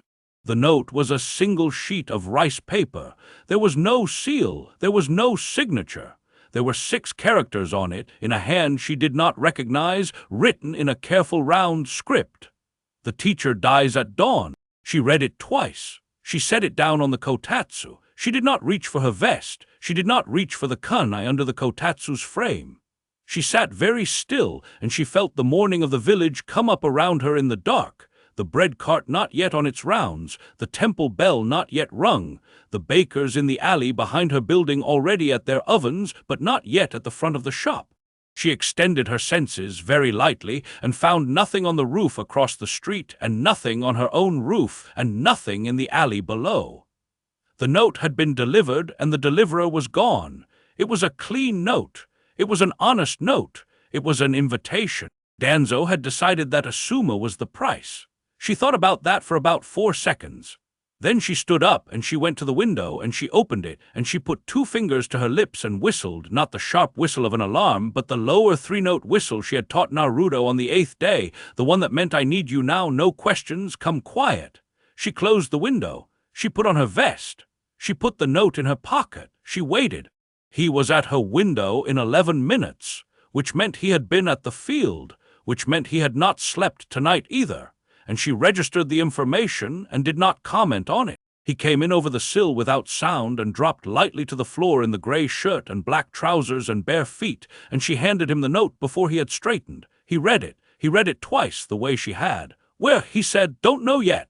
When, Dawn, how long do we have? 51 minutes, he nodded. He did not say we should tell the Hawkage. He did not say we should call ANBU. He did not say we should run. He had already, in the time it took him to drop from the sill to the floor, considered each of those options and dismissed them, because each of those options required passing through procedural channels that Danzo had spent 40 years compromising, and a note that said the teacher dies at dawn did not have time for 40 years of procedural compromise. Asuma's apartment, she said. Yeah, no, yeah. She did not bother with the door.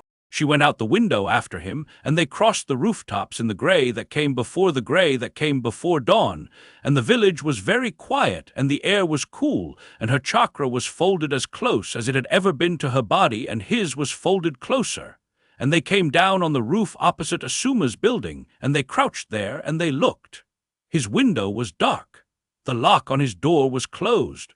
The kettle on his stove, she could see it through the small kitchen window from this angle, was 3 centimeters to the left of where she remembered him keeping it. Sensei, I see it. They're already in. I see it. How many? She extended. She extended very carefully, the way she had been teaching him to extend, the chakra unspooling like silk and not like rope, and she found 4. 2 in the apartment, 1 on the roof above, 1 in the alley below. She found a 5th, very deep, very still, very small, in the cellar beneath the building. The 5th was Danzo. She came back into her body and crouched there in the dark on the rooftop, and she thought, he came himself. He had come himself. He had not sent operatives to do the work. He had come himself to the cellar of the building of the man he was about to kill. And he was sitting there now, in the dark beneath the floor of his old friend's son, waiting for his agents to bring the body down to him so that he could witness it personally, so that he could say afterward to himself, to Hiruzen, to the small private accounting he kept of his own conscience, I did not delegate this one. This one I did with my own hands. She thought about that. She thought about it for perhaps 3 seconds. She thought, good Naruto. Yes, Sensei, there are 5, 2 in the apartment with him, 1 above, 1 in the alley, 1 in the cellar. The cellar one is, yes. He breathed out very slowly between his teeth. Okay, he said, listen to me. Yes, you take the alley, you take the roof. You do not engage the 2 in the apartment. The 2 in the apartment are mine. The 1 in the cellar is also mine. Are we clear? Sensei, are we clear? Sensei, you can't take the cellar one alone. I am not taking him alone. Then who? Asuma. He looked at her. He looked at her in the gray pre-dawn on the rooftop, opposite the apartment of a man whose body she had just told him she intended to use as a weapon. And his face did something she had not yet seen on his face, which was the slow brightening of a tactical recognition. Asuma is awake. Asuma is awake. Asuma has been awake since the kettle moved. Asuma has been lying on his bed in the dark for the past, 2 hours? 3, with the trench knives under his pillow, listening to 2 men breathe in his sitting room, waiting for me. He will not move until I move. We are going to move together. How do you know? Because I know him. Naruto looked at her for 1 more second. Then he nodded, and he was over the edge of the roof. She watched him go. He went the way she had taught him to go, low and quiet, dropping his weight into the descent the way a cat dropped its weight. And the orange, because he had worn the orange jumpsuit tonight, which he had not technically been ordered to do, but which he had put on of his own accord before he came to her window, and which she had not commented on, the orange did not flash in the gray, because the gray was the color of just before dawn, and the orange in the gray was the color of nothing in particular, which was a fact she had not previously appreciated about the operational properties of his ridiculous jumpsuit. She gave him 8 seconds. Then she crossed the gap between the buildings, and she went in through Asuma's bedroom window. He was awake. She had known he would be. He was lying on his side, on top of the blanket, fully dressed, with one trench knife in his right hand under the pillow and the other on the mattress against the inside of his thigh, and his eyes were open and they were on the door, and they flicked to her the instant she came over the sill. She put one finger to her lips. He did not move. She crossed the bedroom on the balls of her feet. She knelt by the bed. She put her mouth next to his ear. 2 in the sitting room, she breathed. Naruto has the alley and the roof. Danzo is in the cellar. His eyes closed for 1 second. When they opened, they were the eyes she had not seen in him for a very long time. The eyes of the man he had been when he was younger and angrier and had not yet, perhaps, decided he was a teacher of children. Plan, he breathed. You and I take the 2 in the sitting room. We do not kill them. We immobilize them. Then we go down to the cellar and we deal with Danzo together. Naruto can handle 2 root operatives. Naruto is 12. Naruto is not 12. We can have that conversation later. He looked at her. He weighed it. She watched him weigh it. He weighed her face and her voice, and the fact that she had come in through his window at 4:40 in the morning and told him a thing he did not, on the surface, have any reason to believe, and he decided to believe it because she was the one telling him, and because he had decided long ago that her judgment on operational matters was better than his, and he gave a small flat nod of the head and rolled onto his back and put his bare feet on the floor without a sound and stood. She stood with him. She formed a seal. The illusion she laid over the bedroom door was the simplest one in her catalogue. It was the illusion that the door had not opened. When they opened it, in 7 seconds, the 2 men in the sitting room would not see the door open. They would see in their peripheral vision the door remain closed, and they would continue to attend to whatever they had been attending to, which was, she suspected, the slow, controlled breathing of 2 root operatives waiting for a target who was supposed to be asleep. It would last perhaps 3 seconds before the chakra signature betrayed it. 3 seconds was enough. She nodded to Asuma. He opened the door. She went through it. The first one was sitting on the floor by the entryway, cross-legged, with his back against the wall and his hands resting on his knees. He saw her come through the door. He saw her in the half-second the illusion did not cover. He had time to begin to rise. He did not have time to finish rising. She crossed the sitting room in 2 steps, and her senbon went into the side of his neck at the place she had taught Naruto to find 10 days ago, and his hands fell off his knees, and his head went down against his chest, and he was breathing. But he was not, for the next 4 hours, going to be doing anything else. The second one was already moving. He was at the kitchen window.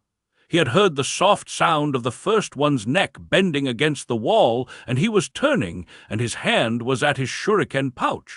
Asuma got there before her.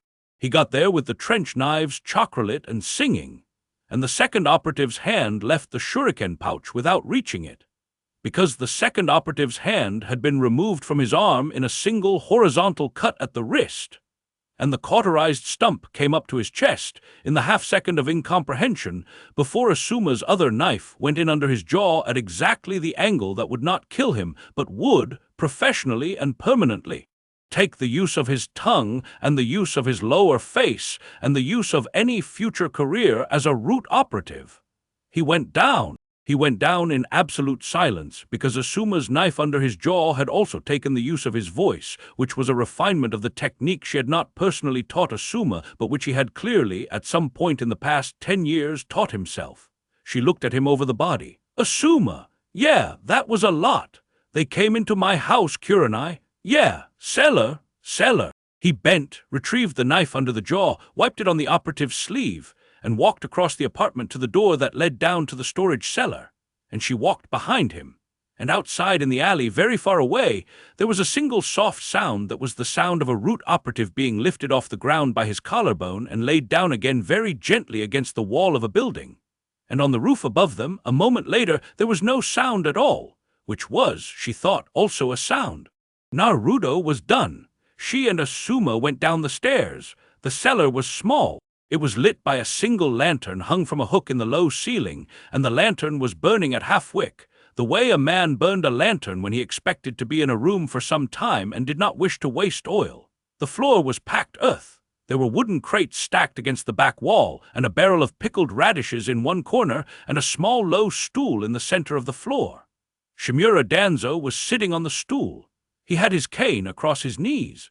He had his hands folded on the cane. He had his single visible eye open, and the eye had been open the entire time, and the eye had watched the door at the top of the stairs with the patience of a man who had been waiting 40 years for one specific door to open, and was, finally, about to find out whether the door would open the way he had expected.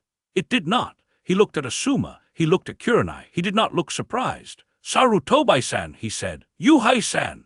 "Danzo," Asuma said. "You are not where I expected you to be." "No," Asuma said, "I'm not."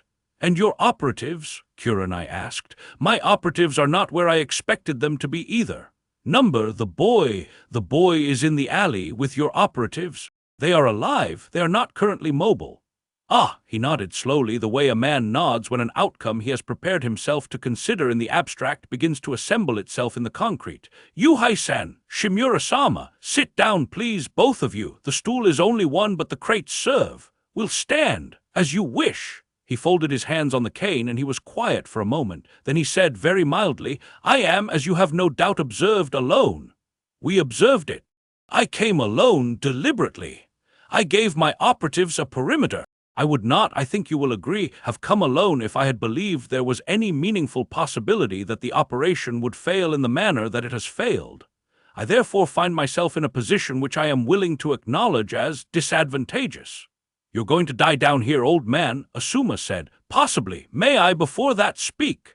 "No," Asuma said. "Yes," Kurenai said. They looked at each other. Asuma's jaw worked once. He looked back at Danzo. He did not lower the trench knives. "Make it short," he said. Danzo inclined his head. "I have done," he said, "many things in this village's service that the men and women of this village would not, if asked, have authorized. I have done them anyway. I have done them because I believed, and continue to believe, that a village cannot survive on the courage of its public face alone. There must be, beneath the public face, a private one. The private one must be willing to do the things the public one cannot. This has been my understanding of my role for 50 years. I do not expect either of you to share this understanding. I do not require that you share it. I am explaining myself only because you asked." "We didn't," Asuma said. "I asked," Kurenai said. "Yes." He turned his eye on her.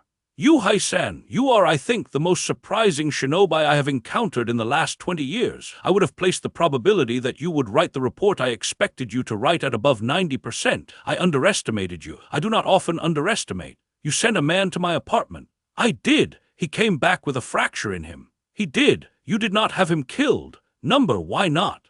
Danzo looked at her for a long moment. "Because," he said, "in 50 years of running men like him, I have learned that a man who has been cracked by a kunoichi of your particular talent cannot be repaired by killing him, and cannot be repurposed by retraining him, but can sometimes be retained in a limited capacity as a man who has seen something he was not meant to see, and who, in the seeing, has become unsuited for further field work but suited for other work. I keep such men. I have a use for them. The cellar of my building has many rooms.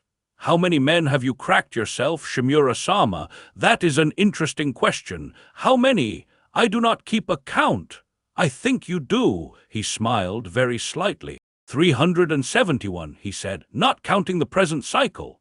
Asuma made a sound in his throat. Danzo did not look at him. "Yuhai-san, may I ask you a question?" "Ask it."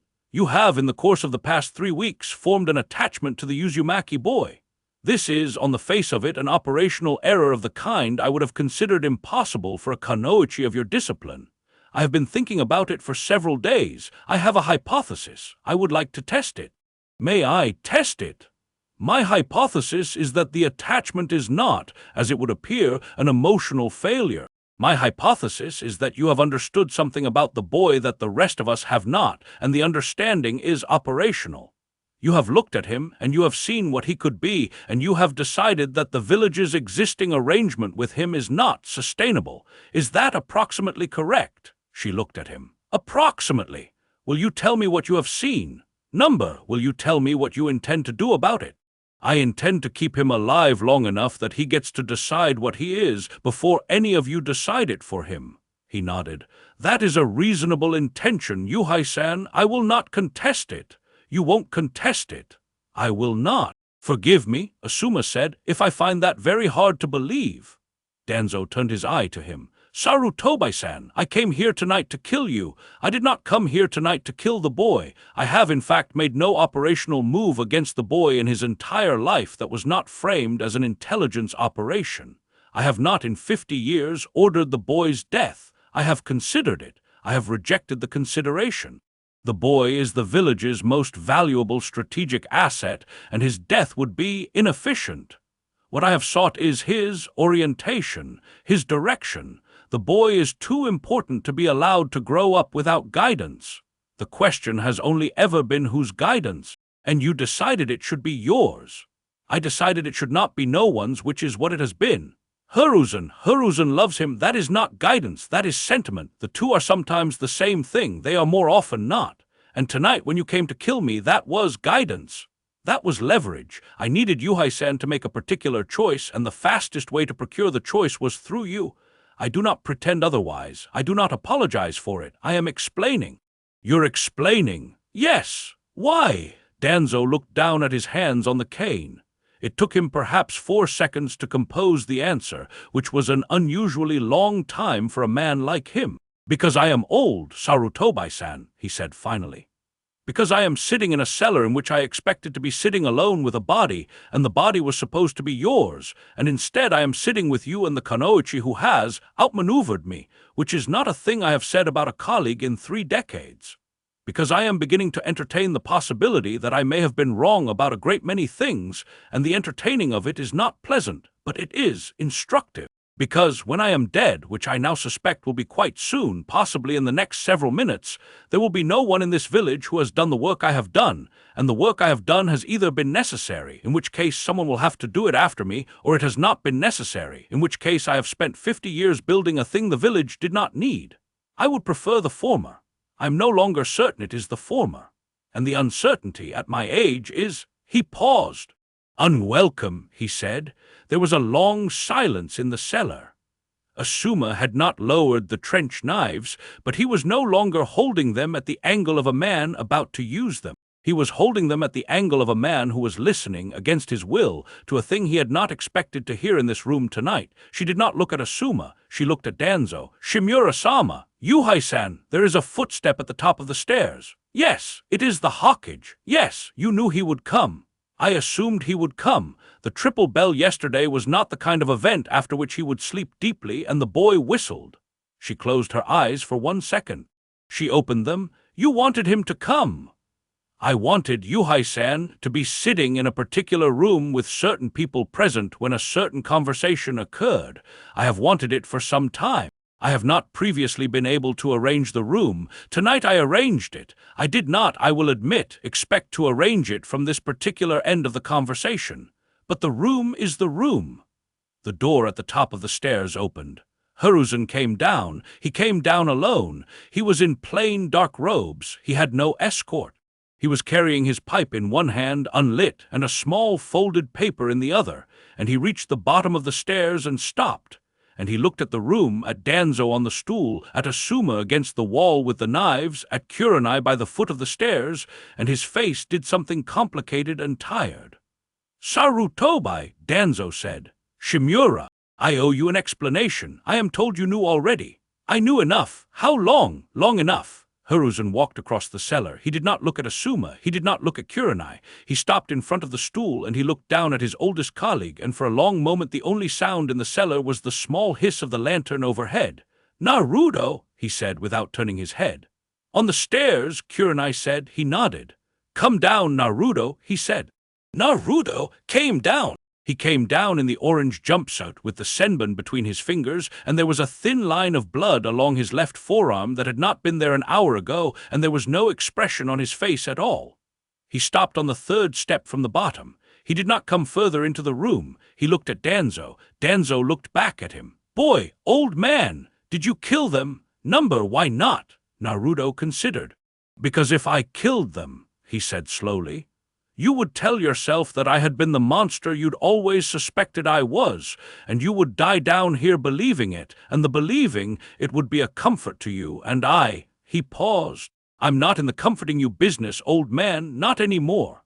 Danzo looked at him for a long time, then he laughed. It was a small, dry laugh, and it surprised Kurenai more than anything else that had happened in the cellar, and it surprised Hiruzen, and it surprised, perhaps, Danzo himself.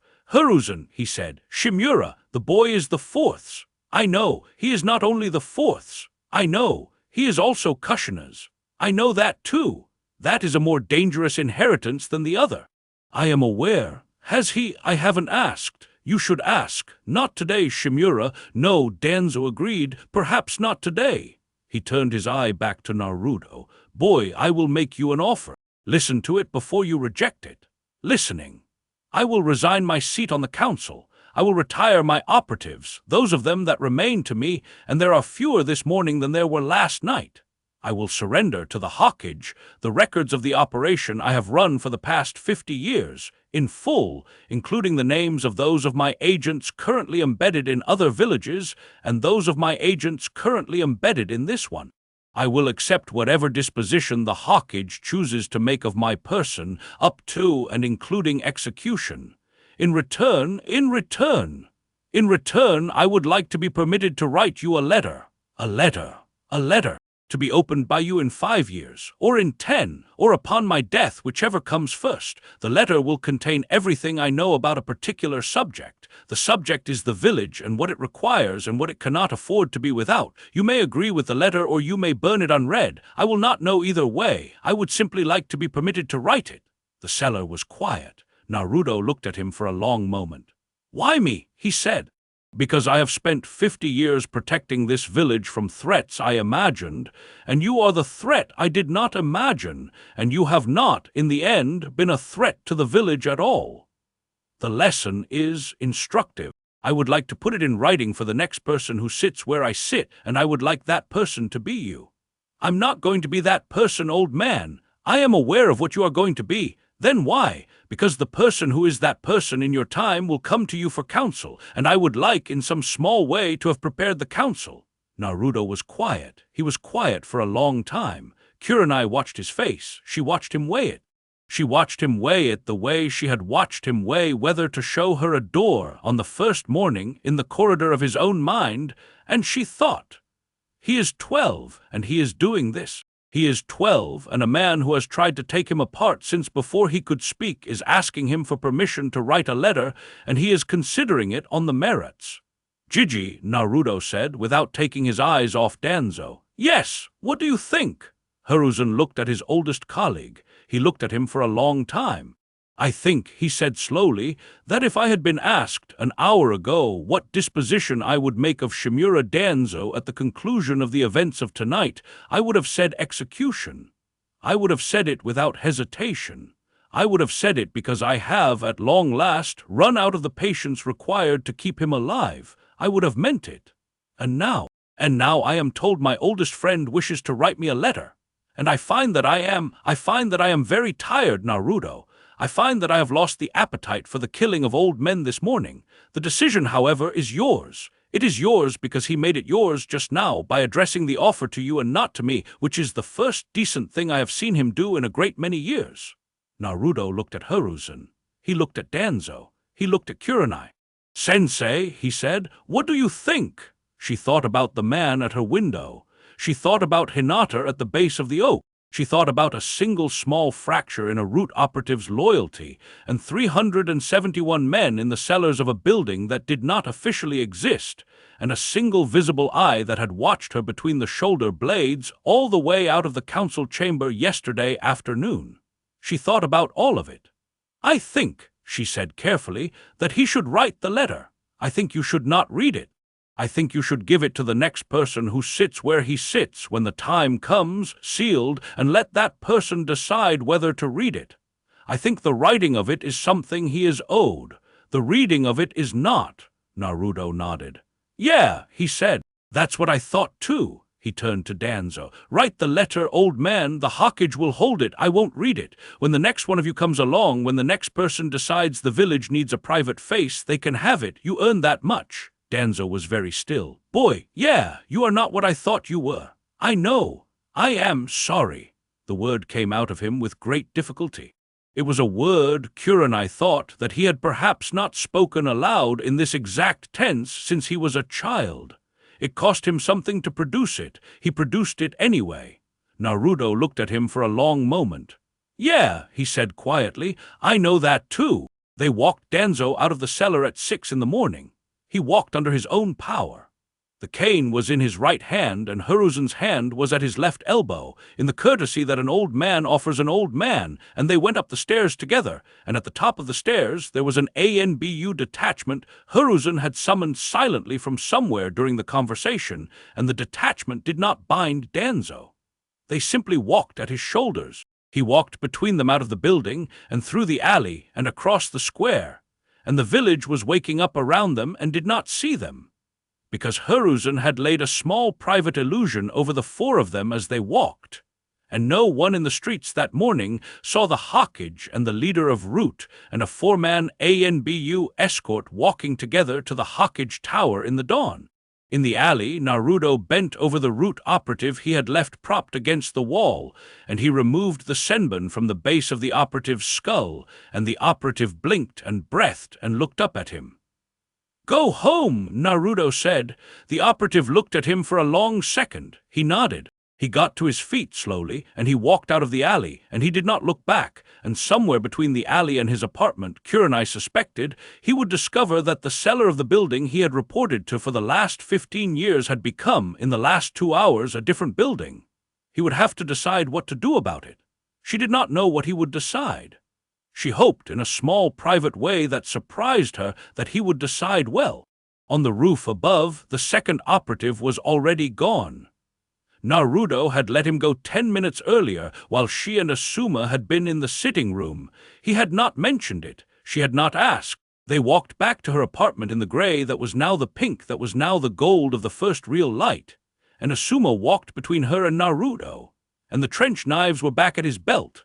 And his cigarettes were still on his counter in the apartment. He had not slept in last night and would, perhaps, not sleep in tomorrow either, because Kurenai had decided sometime in the cellar that the question of where Asuma slept tomorrow was not, in fact, a question she still had patience for. They stopped at her door. "Sensei." "Yes, Naruto." "What now?" She thought about it. "Now," she said, we sleep until noon, and then we eat. And then we go back to the field, because you still have a great deal to learn, and I still have a great deal to teach you, and the council still believes the rehabilitation program is proceeding as authorized, and the Hokage will let it proceed as authorized for as long as we both want it to." "How long do we want it to?" "As long as it takes." "For what?" She looked at him. He looked back. "For you to decide who you are," she said, "instead of who they made you. That takes a while, Naruto, take a while." He looked down at his sandals. After a moment he looked back up. "Sensei, yes, I'm glad they sent you." "Yes," she said, "so am I." He grinned. It was the real grin, the tired real one, the one she had now seen so many times that it was no longer surprising, and had become, instead, something more dangerous, which was familiar. He bowed to her. He bowed to Asuma. He turned and he went down the stairs, and the orange jumpsuit went around the corner at the bottom and was gone into the gold morning. She watched after him. Asuma stood beside her. He did not say anything. After a moment she opened the door of her apartment, and she stepped through it, and she did not close it behind her, and after a moment Asuma stepped through it too, and the door closed. The village rose around them in the new light. In the Hokage Tower, an old man sat down at a desk and was given paper and ink, and he sat with the pen in his hand for a long time before he wrote the first word. And the first word, when he wrote it, was "two." In the green door at the back of a corridor that no one alive but 2 people had ever walked. A child of 6 or 7 uncurled his arms from around his knees, stood up, walked to the window, opened it, and stepped through, and the small wood-paneled room was empty for the first time in 12 years. In a field by a stream, on a flat stone where a boy had peeled an orange in one unbroken spiral, the spiral was still there, drying in the morning sun. It would still be there at noon. When the boy came back,